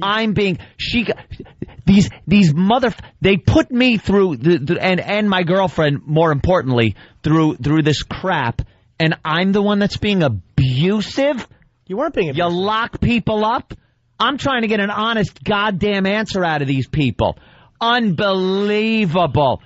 I'm going to tentatively set up a meeting at 11:30 and see if I could get this guy. No guarantees are ever made. If that doesn't work, it'll be 12:30. If that doesn't work, she goes, then I'll try for 1:30. And then the time goes by. Here's how because it's happened. The time ticks by, and then it ends up, well, it's too late. You got to wait another day. Oh, my God. I could not be more pissed off at anything. This is the most pissed off I've been at human beings. Oh, my God. The medical community are a bunch of fuckos, if I may use the word. It's a new cereal by Kellogg's. Bunch of F's and O's. Oh. We should take a break. What? Hold on. Well, maybe not. So employee of the month, huh, Pedro? What is that? I concur.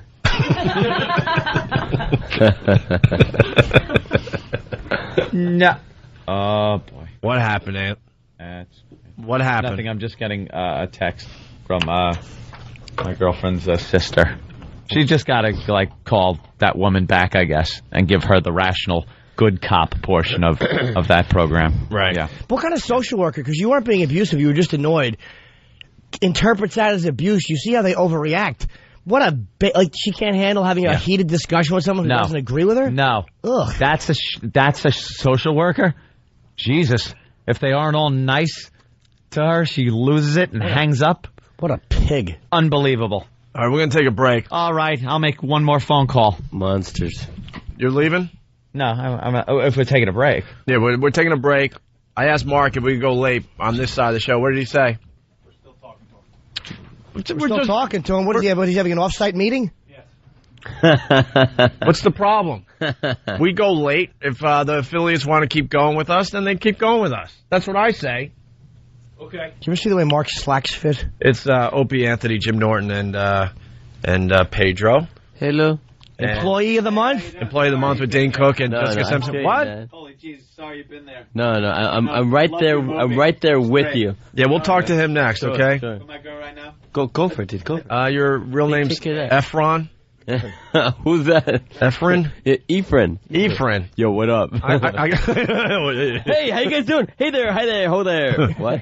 All right, we'll continue in just a bit. It's Opie. No Anthony, worries, man. And a No lot of worries. other people, including old Jimmy Norton, who will be at the Pittsburgh Improv all weekend long, starting tonight. You're checking out the Opie and Anthony show. To the affiliates, we're going a little late today. We might make it to 9:30. If you want to continue with us, great. If you want to play some classic rock, do that. Whatever. Do what you have to do. But we're going a little late here before we move over to XM exclusively, okay? Look at Boston. Leave it to Boston with that call. What? Where? Line 3. Oh, okay. I wasn't going to go there, but Mike in Boston, what's hey, up? Mike. What's up, guys? How you doing, Mike? Hey. Yeah, I'll leave it to Boston, right? Listen, common sense isn't working. Being civil isn't working. Walk in, walk out.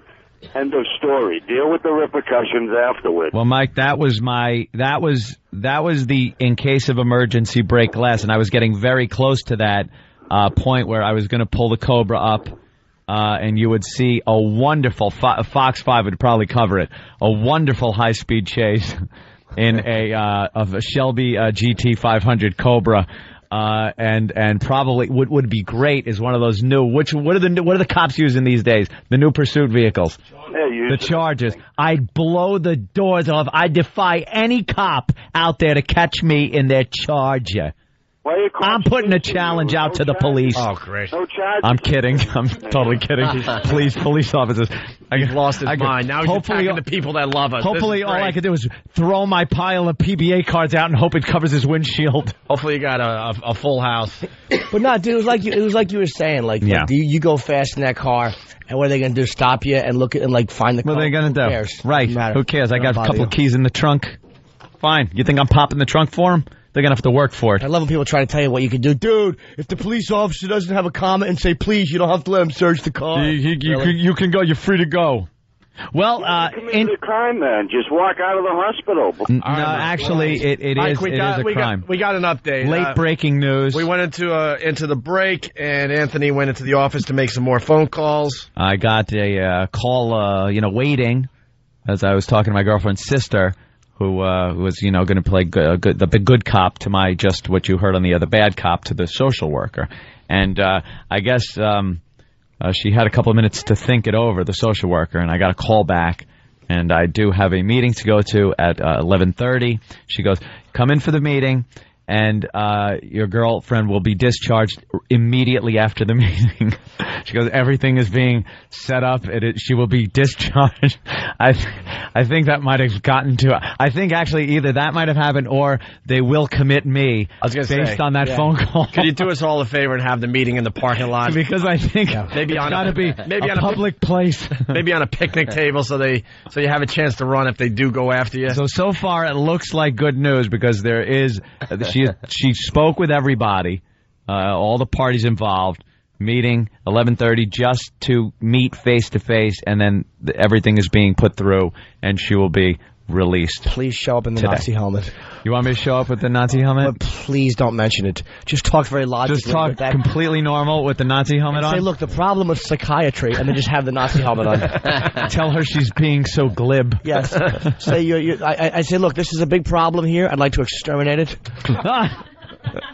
I think I have the final solution to this problem. I want you to show up with just your underpants on and black socks. And the Nazi helmet. And the Nazi helmet. I'm here to get my girlfriend. Hey, really fast before we move on. We have a guest. Yes. Tomorrow's the last day of our production contest that went horribly wrong. Went so fast. Went horribly wrong once again. We're just trying to give you guys some cool stuff, and I don't know. We'll have to go back to the drawing board on this. Oh, who knows? We'll see what the top 5 entries end up being. But we've been asking you for a production piece about the Opie and Anthony show. And next week, we're going to announce the best 5 entries. You have one more day to submit your entry at 923freefm.com. Tomorrow morning at 9 a.m., that's it. No more entries can be submitted. You better hurry up with some good ones. And then next week, we'll give out 5 MacBooks to the best 5. All right? All right. It has everything you need to explore all your creative possibilities, and you can take it with you wherever you go. Head to the Apple Store or apple.com to check it out for yourself. And I'm leaving for Pittsburgh right after this. Because I know you're not going to make your meeting, by the way, because you have to be on until 11. Oh, yeah. Yeah, that's going to happen. So, I'll be... Wow. What time are you leaving? Whenever you are, boss. Oh, my God. That show's all yours, Rich. Opie's leaving, too. Oh. I didn't even bother turning your mic on. Sorry. Oh. Yeah, I will be leaving a little early yeah, me too. Today. Hey, who is this IMing me on such a happy day with, let's see, no sound? Uh-oh. Oh, someone's been... Okay, no, I'll throw him the bone. I'll turn the mic back on. Don't I am a thank you, or I will bounce you. Steve turned it off. I asked him to, because we were talking. Oh, Steve. About decisions he's making in his personal life. I didn't know they speak bear. I understand him. Can we say hi to Pedro? He's been sitting for an hour. I know. I feel so bad. I'm sorry. No. There is this tremendous personal issue going on, and it's finally being resolved. I think you should show up with a Nazi hat, your boxers, your black socks, and a Vote for Pedro T-shirt, and you'll be fine. I hate you because of those Vote for Pedro shirts. I love Napoleon Dynamite. Yes, that's him. Oh, wow. Of course it is. I love... See? No, but the Vote for Pedro shirts. Yeah, could you... I think I built her a cake. You see? Perfect! That was my impression of you from Napoleon Dynamite. It was very funny. But very funny. But wherever you go is the Vote for Pedro T-shirt. That's got to make you happy, but to see it over and over and over again, wherever you walk in Manhattan, every kid has a Vote for Pedro T-shirt. Did you get tired of seeing our billboards on the buses? No, because it's about us. Right, because it's about us. And that's what he's thinking. If I had a sweatshirt that said Opie and Anthony, of course I'd be supporting it every day. Yes. Can I make an observation? Usually we have a fun show, a lot of chuckles. Yeah. And Pedro, real name I can't pronounce. What? Walks in the door and he's all happy, like he's like light in his step, has a little spring to his step. Of course. He walks around the corner over there, and all he sees is all hell breaking loose with you on the phone, yelling and screaming at somebody in a hospital, and his whole mood changed. He tiptoes to the couch and sits down and doesn't say a word pretty much for an hour. I gotta apologize. He's just been sitting there for an hour. You walked into a really stupid radio show. But he got it, though. He just stopped and was like, oh, okay, something weird's happening. Something odd is happening. You hear a man on the phone with a psychiatrist on a radio show. Commitment and problem. Like, okay. Yeah. This is a serious issue. Yeah, it was a little much. It was not like your normal morning zoo show. I felt right at home. Did you? I was like, Mom, Dad, are you here? No. What? Couple issues. Everyone's got their cross to bear, you know? Yeah. It just happens. But, yeah, hopefully that's all straightened out. But now I could go back to being a radio guy. New project? Employee of the Month. Employee of the Dane Month. Cook, Jessica Simpson. Dane Cook, who is just blown up. Yeah. He is a I huge... love that guy. He's doing SNL this weekend, right? Yeah. The premiere, I think, right? Second time, yeah. I gotta officially announce it. What? He's gotten too big for the show. What? It happens. Has he? It happens with all you guys. We get you on the way up, and we get you on the way down. Who's the musical guest? I don't know, but Dane Cook has done our show over the years. He Yeah, did our yeah. show in studio and a phone call to promote his HBO... Tourgasm, right? what was it called? This Vicious Circle. Yeah. The Vicious Circle, which was unbelievable. He's in town, SNL, doesn't need us anymore. You know, he should be in studio or at least calling us. Is that going to happen? Where's Roland? Let's get rolling. Where's Roland? Yeah, let's get rolling. Are we getting dinged? I hear a phone ringing. Uh-oh. Keep talking. We regret next week we're going to get him. We get to inform you. Text. Hold on a second. What? Next week, Ding's going to call in. Why not while he's in town doing SNL? I'm trying to get. Well, he's on rehearsals all this week, so we're trying to get him in the studio next week. But what time does he rehearse? 'Cause I know that they rehearse, but they don't rehearse that early. But doesn't he want to promote the season premiere of SNL? Yeah, that he's on. The Killers are the music guest. To the mic. The Killers are the musical guest. The Killers. Yeah. Those guys are cool too. So we're not getting him until next week when he's done with SNL. Yeah, that's usually the routine is for all the hosts, though, because they're... All right. All right, we'll have to wait and see. He's been a friend of the show, so I'll take your word on that. So you By the way, in studio tomorrow, Jet performing live. If you guys get, and it might happen, we don't know, but Arlie Ermy, the drill instructor from Full Metal Jacket, if he's here tomorrow while I'm in Pittsburgh, oh wow, I'm going to set fire to the Improv doors and all shows will be canceled. If I miss the drill sergeant from Full Metal Jacket to be in Pittsburgh, I will shoot myself and everybody in the room. And Matthew Modine next week, too. Oh, that's a show you should go to then. But it's going to be a hot ticket. That's right. Then your cousin will call in next week. All right, so the new movie... How did we all bomb on that one? That was like a softball lobbed up, and it was 3 big swings and 3 big whooshes. Yeah, well, that's why I was going right back to Pedro to save the day. Hey, guys. Hey, before we talk about the new movie... All of your wildest dreams will come true for sure. Before we talk about the new movie, I'm sure you've answered this a million times. Yeah. Napoleon Dynamite. You came out of nowhere, right? You weren't acting or anything like that before that movie? What? Were you acting? Or were you? I don't know. To be or not to be, that is the question where there's no one in the mind. So you did high school plays like I did. High school plays. I was in theater in Los Angeles for a while. Yeah. I was in Bye Bye Birdie. Have you heard Mockingbird? Yeah. Right? Ooh. I was one of the singing teenagers. Of course. Yeah. I did that too in high school. I studied Shakespeare and improv and Viola Spolina's work and Uta Hagen and Stella Adler and Sanford Meisner and Isn't that Chekhov and Stanislavski's work. So how does it feel like as an acting? Because I've done a little acting, being the operative word, to have done like all that stuff and all that training.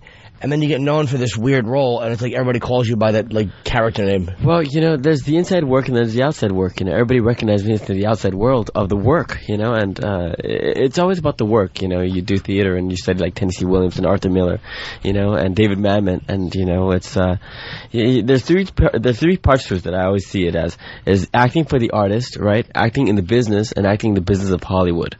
For the artist, it's always about the self work and how to improve your technique. And how to master the craft. The acting in the business is understanding who the directors are, the producers, and cast directors. The business of Hollywood is like the whole, dealing with the fans and dealing with the red carpet and the cameras and all the glitz and glamour. And that's all good. They don't got to tell us. So, but it's always about the work, you guys are here. We're doing the work all the time. Yeah. No matter what. And this is our passion. We love doing this. We love to communicate, to connect. Who knew Pedro was brilliant? I know. And so well versed in acting. I know. I thought we'd get a couple of goofy Napoleon Dynamite, lines out and kick your ass out the door. But the guy is I got to smart. ask you a couple of things. One, I did love Napoleon Dynamite. Of course, it's fantastic. What was the deal with the wig? Like, that seemed like there was a reason it was put in that we weren't being told. Was it just to be weird, or did something happen? The director who wrote it with his wife Jerusha, and I love those guys. They wrote what they knew, right? And his wife's little brother actually felt hot one day, so he shaved his head. It's like, so a lot of the scenes actually occurred. Like, the guy who played Kip, his little brother really ordered a time machine online. Doesn't work. And thought it would work. So, and the whole crystals, you forgot to put in the crystals. That really did happen. Damn. And Preston, Idaho is really like that. And did you make many Waterworld jokes with your co-star? I forget her name at this point, but she was adorable in Waterworld. Tina Majorino. Yeah. I love her to get. This girl, sweet girl, really sweet girl. Yeah. And I know she's working on Veronica Mars right now, right? Oh, is she? Yeah. It's like, I hear that show's good. After Napoleon Dynamite, everyone's career just blew up, and again with the question about how do I feel about being known as Pedro, the public eye knows me as Pedro. Then I just finished Crank just is still out in theaters where I'm playing a transvestite, and I thought I knew you. Yeah, I thought I knew you. And my job as an actor is when you take on a role, you want to do something completely, totally different. And then you think of actors like Johnny Depp and Sean Penn. Sean Penn when he played Spicoli, right? And then he did, that same year he did Bad Boys, right? Bad Boys, yeah. So you go, I look at that career and I go, you know what, that's what I want to do. These guys are geniuses of our time. Hey, that just gave me an idea. Things don't pan out. Pillowcase full of soda cans. Nice. There you go. Right? What a great scene that was. Oh. Who's Warren Jerome? Wow, you remember names and everything. Yeah, I do. But when it comes down to action, I can quote any film, and yet when it comes down to acting, I just stand there and I just kind of mumble, and my hands move awkwardly. And it's like I actually walked out of an audition when I go, this sucks. I stopped it. The guy goes, no, you're doing okay. But then he let me leave. He didn't stop me. Did they come back? No, he was like, nah, that was okay. As the door's opening. Hey, you're also a DJ, someone is saying? Yeah, I actually... Do you do buttery beats? Buttery beats? Oh, I was like, what? Is that a song? No, dude, I do a lot of mashups, from, I mix hip-hop with, classic rock, of course. You do any Sabbath? Of course. Any we know? I haven't done that. Well, we all know about Sweet Home Alabama, Guns N' Roses, The Cult.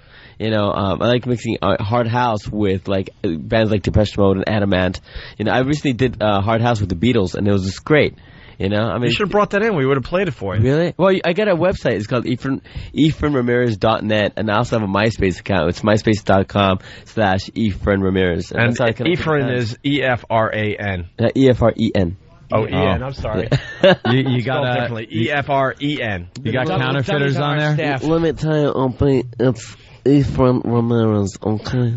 You got any people on there posing as you on MySpace? I got about over 100. Yeah. And you go there and you go, that's not me. It's not. Oh, you got everything wrong. It's such a trip, up to the point that of how many fans and how many people who want to claim all that. I'm thinking it's not good, Yeah. So it's nothing but love, Nothing but love and stalking. I'll tell you guys, I was shooting Employee of the Month, and it's like we were shooting at 8 o'clock at night to 8 o'clock in the morning. I go back to my hotel room, and we were shooting in Santa Fe as well as Albuquerque, and normally I would change my name like Johnny Depp. Johnny Depp would change his name to Donkey Penis, so just think about my name. So I would go back to my room, and there's a girl sleeping on my bed. And I thought, wow, room service, this is great. So I go back downstairs, I talk to the manager, and the manager's like, well, your girlfriend said she wanted to surprise you. And I'm thinking, wait a minute, I don't have a girlfriend. So, I go back up. I mean, she's sleeping in her chonies, For those of you guys who don't know, she's just in her underwear and that's it. And right next to her, she's got a bag. In the bag, she got the Vocal Pedro t-shirt, the DVD, the bobblehead, and a little action doll figure, I'm thinking, what? So I kind of poke her, and I go, hey, and she wakes up. She's like, oh, I'm trying to explain herself. I signed, give a couple of autographs. We go downstairs. We have breakfast, and 2 weeks later, I end up having dinner with her family just to make sure that she was okay, And it was. Are you gonna tell me you didn't hit it? He said he poked her. You didn't hit that? A girl in your hotel room in her underpants, and she's crazy? How do you not? He had sex with her. It's obvious. Good for you. I just wanted you to... I mean, let's be honest. Come on, Efren. You're talking to some professionals here. You had sex with her, and then you made sure she wasn't going to call the authorities. So hence... the breakfast and meeting the family. No one meets the family. If that was a fat male lunatic asleep in his underwear, would you have signed stuff and took him for a little bite and then met his family? Of course not. Who do you think you're talking to here? I prey on mental illness. I keep asking myself, well, what would Brando do? Right. He probably would have sent her to the Oscars to accept whatever he won. Of course. That is crazy, though, that she got into your room just like that. I'm thinking, maybe I should... mind you, we were filming in Santa Fe as well as Albuquerque, so maybe they just had my name. They just figured it out. Blow it up a little bit. That's nice. Yeah. So, what do you play in Employee of the Month? My character's name is Jorge, and I played Dax Shepard's...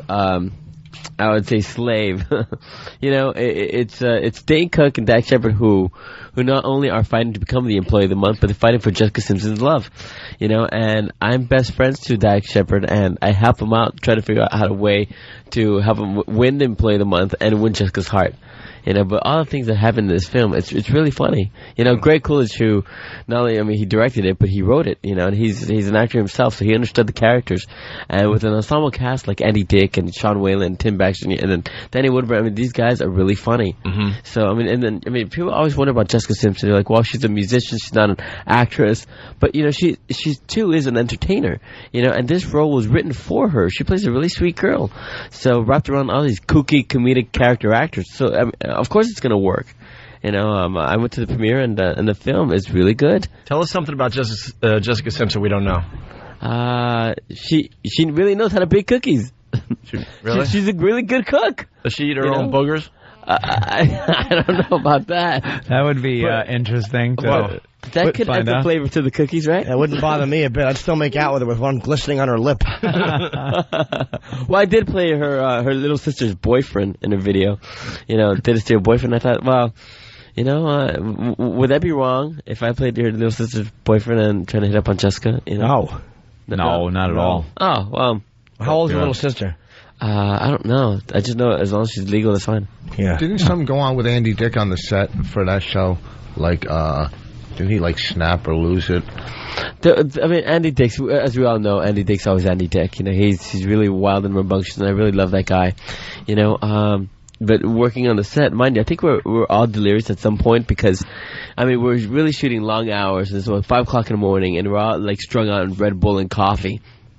So, and I know his you know, Andy Dick's pretty wild, and you know, there are moments when he was just nuts. I would love. I know he's probably like a friend of yours and stuff, but I would love, like, as he's going crazy, like, and being all hyper and stuff, for someone to just punch him in the face real hard and watch him just get knocked out. That would probably be the funniest thing ever to see Andy Dick do. You know what? I actually saw Grizzly Man when I was there. Have you seen that documentary? Yeah, I love it. Oh. Wouldn't you love to see Andy Dick do a spoof on, you know, Grizzly Man? He should do it on Hello, Mr. Chocolate. Yeah. Mr. Chocolate, try my Speedos. Only if it ends the exact same way, with the guy getting eaten. No spoof, just him and Steve C. nude in the woods. Grizzly Man, did you think he wanted to commit suicide by bear? I'm convinced that I think that was his purpose in life. I was convinced that I saw that. I thought that movie was really, really interesting because he got so famous for doing this thing, and he was on Letterman and all that, and then it started drying up. Like, people were like, all right, Grizzly Man, you're out in the woods with the bears again this summer, and they weren't paying as much attention to him, and I think he was completely nuts, and he decided, you know what, I'm going to go out in a huge way here. He decided that summer to stay later than he ever did, knowing the quote friendlier grizzly bears were leaving that area, and then the more surly bears were coming into that same area. He knew what he was getting himself into, and I'm convinced he wanted to go out by being mauled by a bear. Honestly, I think his decision became emotionally based rather than well thought out, and because of that, you know, he lost focus of what he wanted to do in the first place. But there was so much anger inside him already since there's so many issues that he was dealing with, and you know, they were finally coming out, especially when he was, you know, all by himself out in the woods, you know, and he tried to connect with something. You know, if it wasn't himself, then it was with the bears, and the bears, you know, mind you, it's a flipping bear, yo. You know, it's gonna eat you up. It's not Winnie the Pooh. Right. So, you know, it happened. They're telling us you have to go. Oh, man. We're going to take a break and wrap up the Opie and Anthony show, but let's get some plugs in. Can you do it as Pedro, please? Dude, anything for you guys. And I'll tell you guys this for the rest of my life. No matter how many films I do, you guys will be family for the rest of my life. See, I think we hit a nerve because we brought him in on such a personal thing. Yeah. So now we're family. If you see him in 20 years, what radio show? The guy was on the phone with the mental hospital? Oh, yes, I do remember that. It's Employee of the Month. And I gotta tell you, I gotta push this. I just signed contracts to do Revenge of the Nerds.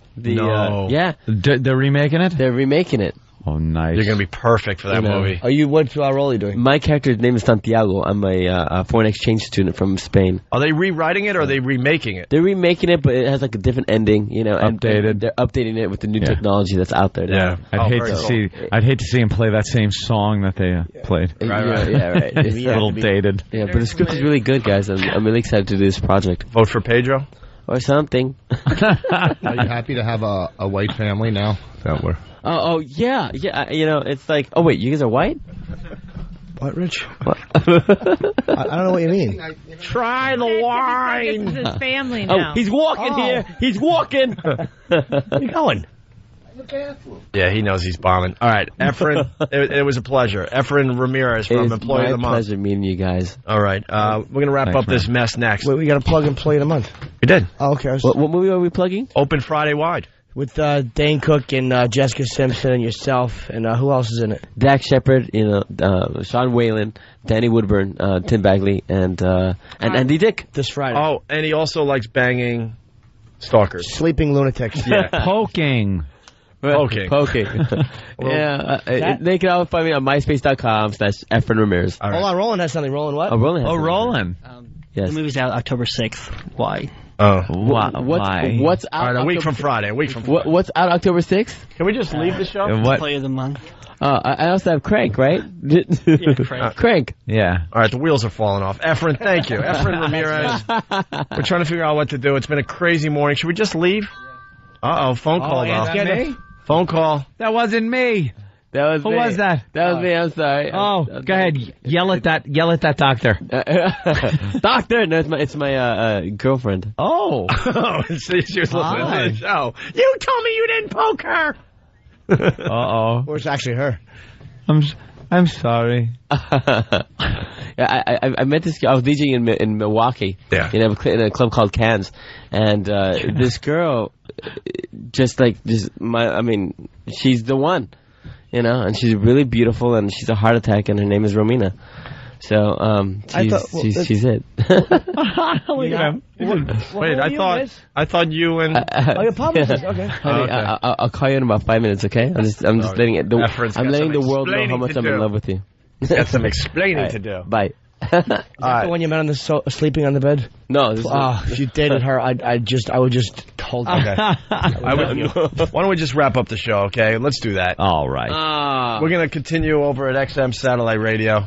Efren Ramirez, thank you. I want to get a quick shot if that's okay. Of course. October 6th, Employee of the Month premiere. Yeah. Which is a week from tomorrow, Friday. It was a messed up day. It looks like it's working out for Anthony. Well, I hope so. We'll know at 11:30 if everything goes. Well, no one's going to know because you're going to leave, so we'll get the update tomorrow, I guess. Yeah. All right, guys, thank you so much. Someone's going to call me and let me know about the update. Yes. I'm a part of this now. You'll know, Roland, how to. Yeah. Okay. Great. Now you'll know. And thanks to JV and Elvis here in New York for letting us go a little late. Thank you, guys. But it was just a crazy morning. So it's the Opie and Anthony Show, the O&A virus spreading across America. If you're not joining us over at XM, have a great day. The Opie and Anthony XM walkover begins now.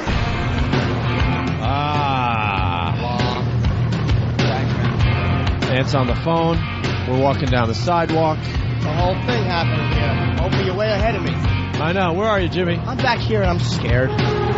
Let me hold your hand. I'm frightened. I'm carrying my signed glove. Oh, you want to be? Are you a man? I lost Bonnie. What's that? I lost Bonnie. Get used to saying that. I know. Hold on. I don't need headphones. Do I need them? Yeah. You don't need a mic either. Jesus. Stupid. Only Voss. Today, was one of those shows for the ages where it was really all about Anthony getting deeply, deeply personal. Probably more personal than any one of us on the show. And just one of those unique shows. And in the elevator, there's Voss going, it wasn't funny today. I feel... Hold on, let me just correct Opie. More personal than anybody on the show, I confessed to blowing people when I was a boy. Yeah, but that's hot. You're right. Yeah, but you were a young lad. Oh, hey, Ant. I'm back. Everything good? I just got off the phone. Yeah. No, but see, during times of depression... Boss, we don't want you to explain. No, Rich, what are you saying? The point is, it's not about you today. I don't give a shit. Okay. Hey, Rich, what were you saying? I was just trying to add and try to lighten it up. Oh, Rich was critiquing his appearance again. No. No, Rich, what were you saying?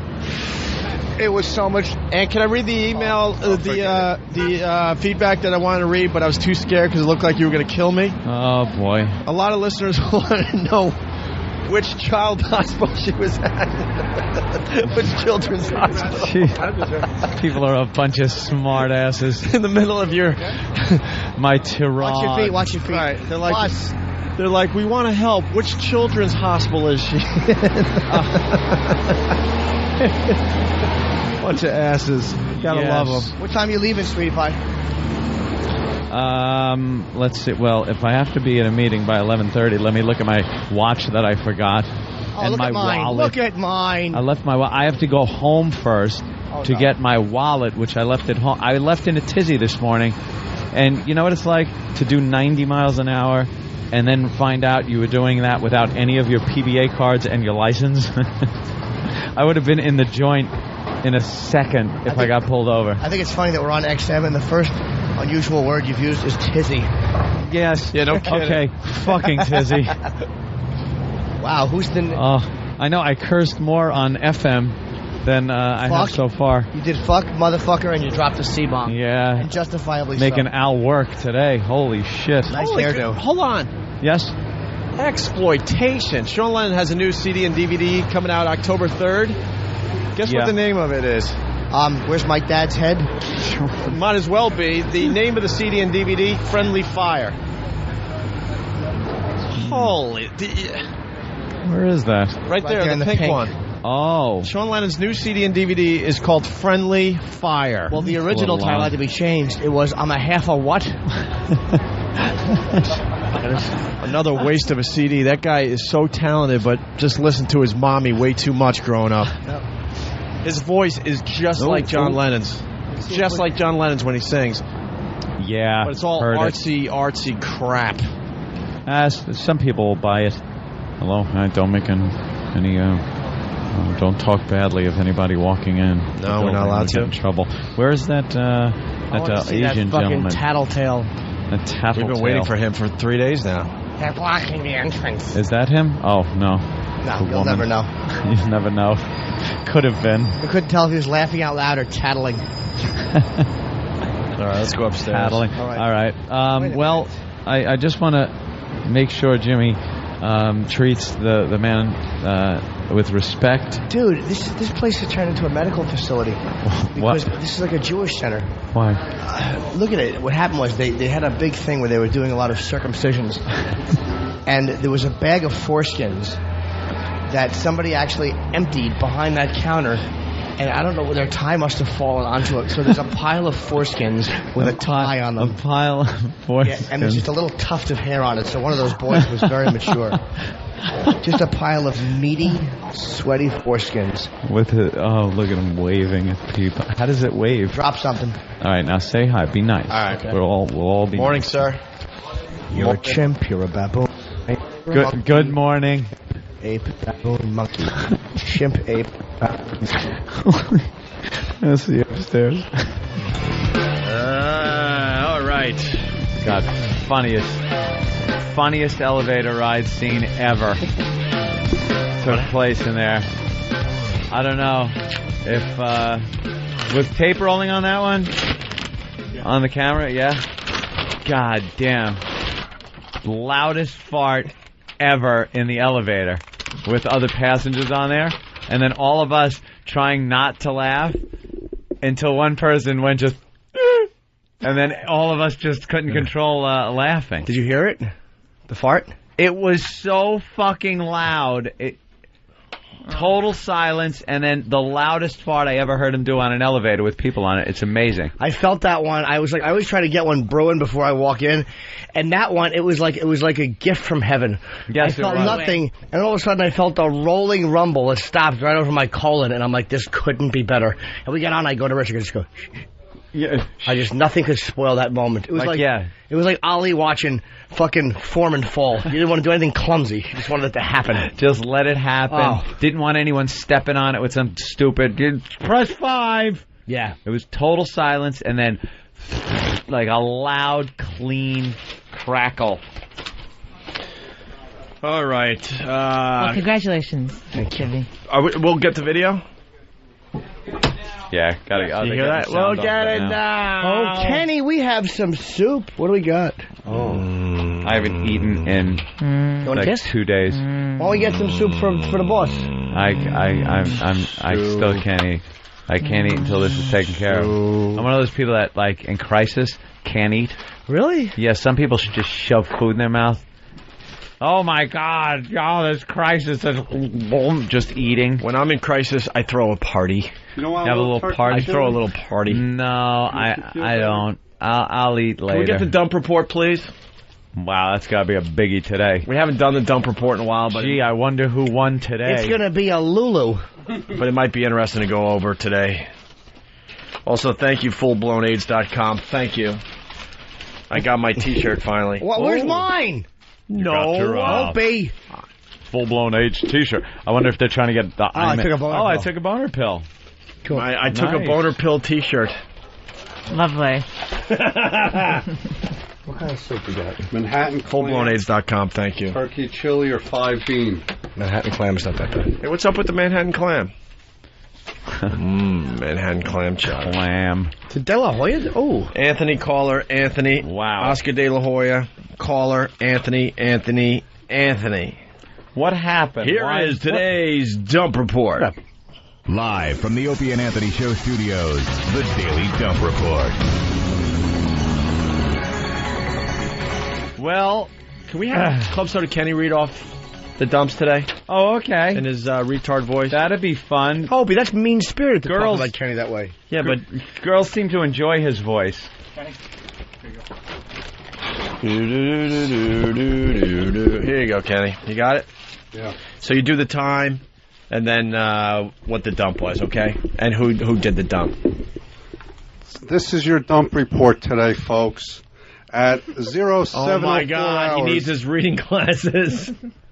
Should I put them on? Yeah. No, I want to hear him try it without it. Can you try it without it? He can see, but you can read? it's funnier to see him in his reading glasses. At you can read it? Yeah. Without, all right, but throw your reading put your glasses glasses on then so we can see how funny you look with them.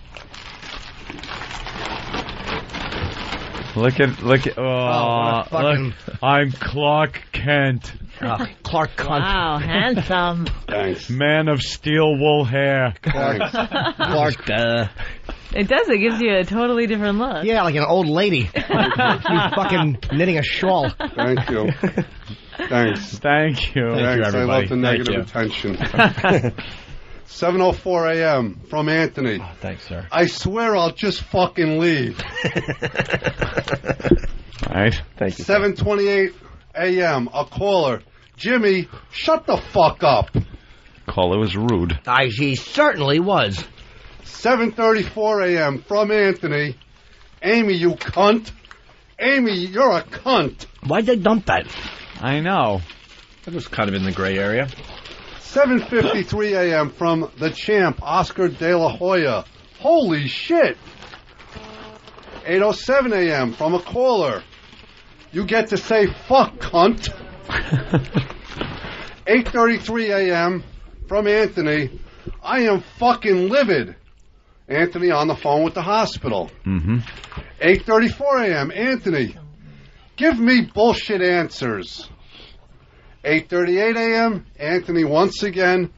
The medical community is a bunch of fuckos. Yeah. Probably the toughest one out of the whole bunch of dumps. The fuckos line. You're not done yet? Wow. Don't you have a song to sing? Oh. Does he? Any requests? Say one.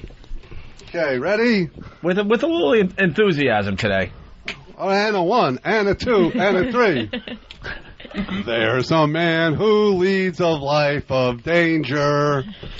To everyone he meets, he stays a stranger. Mixing it up. Every move he makes, another chance he takes. Odds are he won't live to see tomorrow. Secret agent man, secret agent man. They're giving you a number and taking away your name. Thank you very much. And he doesn't say away. They're taken away. He says taken away. Taken away. Well, there's an apostrophe before the W. Yeah, of course there is. It's like you can see the ball bouncing. Yeah. These things. Taken away. And the ball would bounce higher on way. So you know how to sing it properly. I just started listening 20 minutes ago. What the F happened? Bert and Philly. Wow. You picked the wrong day to sleep in. Picked the wrong day to sleep in. Get XM and yeah. I'll take this one, Anthony. No. Hey, by the way, the video of Club Soda Kenny singing Secret Agent Man is up on YouTube as we speak. Throw Opie and Anthony in the search. That's a good one. Also up there, intern Craig sucks Big Rhonda's herniated belly button. Big Rhonda makes Bob Kelly puke. Most of the Fatty Pig Fatty videos are now up on YouTube. Voss doing comedy from a diner in Cleveland, now up on YouTube for you to view. Classic moment, again killing in a place that should not even have... A comedian should just be killed in the place, not be killing. And I don't know why you do so well in those places. Because he's used to working black rooms where he... It's actually better. Yeah, these are actually like easier crowds than the fucking racial hatred he's had to face and overcome for 20 years in those awful rooms. Yeah, you still want egg whites? No, I'm right. What? You still want egg whites? Huh? Ooh. What? Egg whites. You still want egg whites? Everyone's eating soup. I want a low-fat yogurt. Okay. Yogurt. Oh,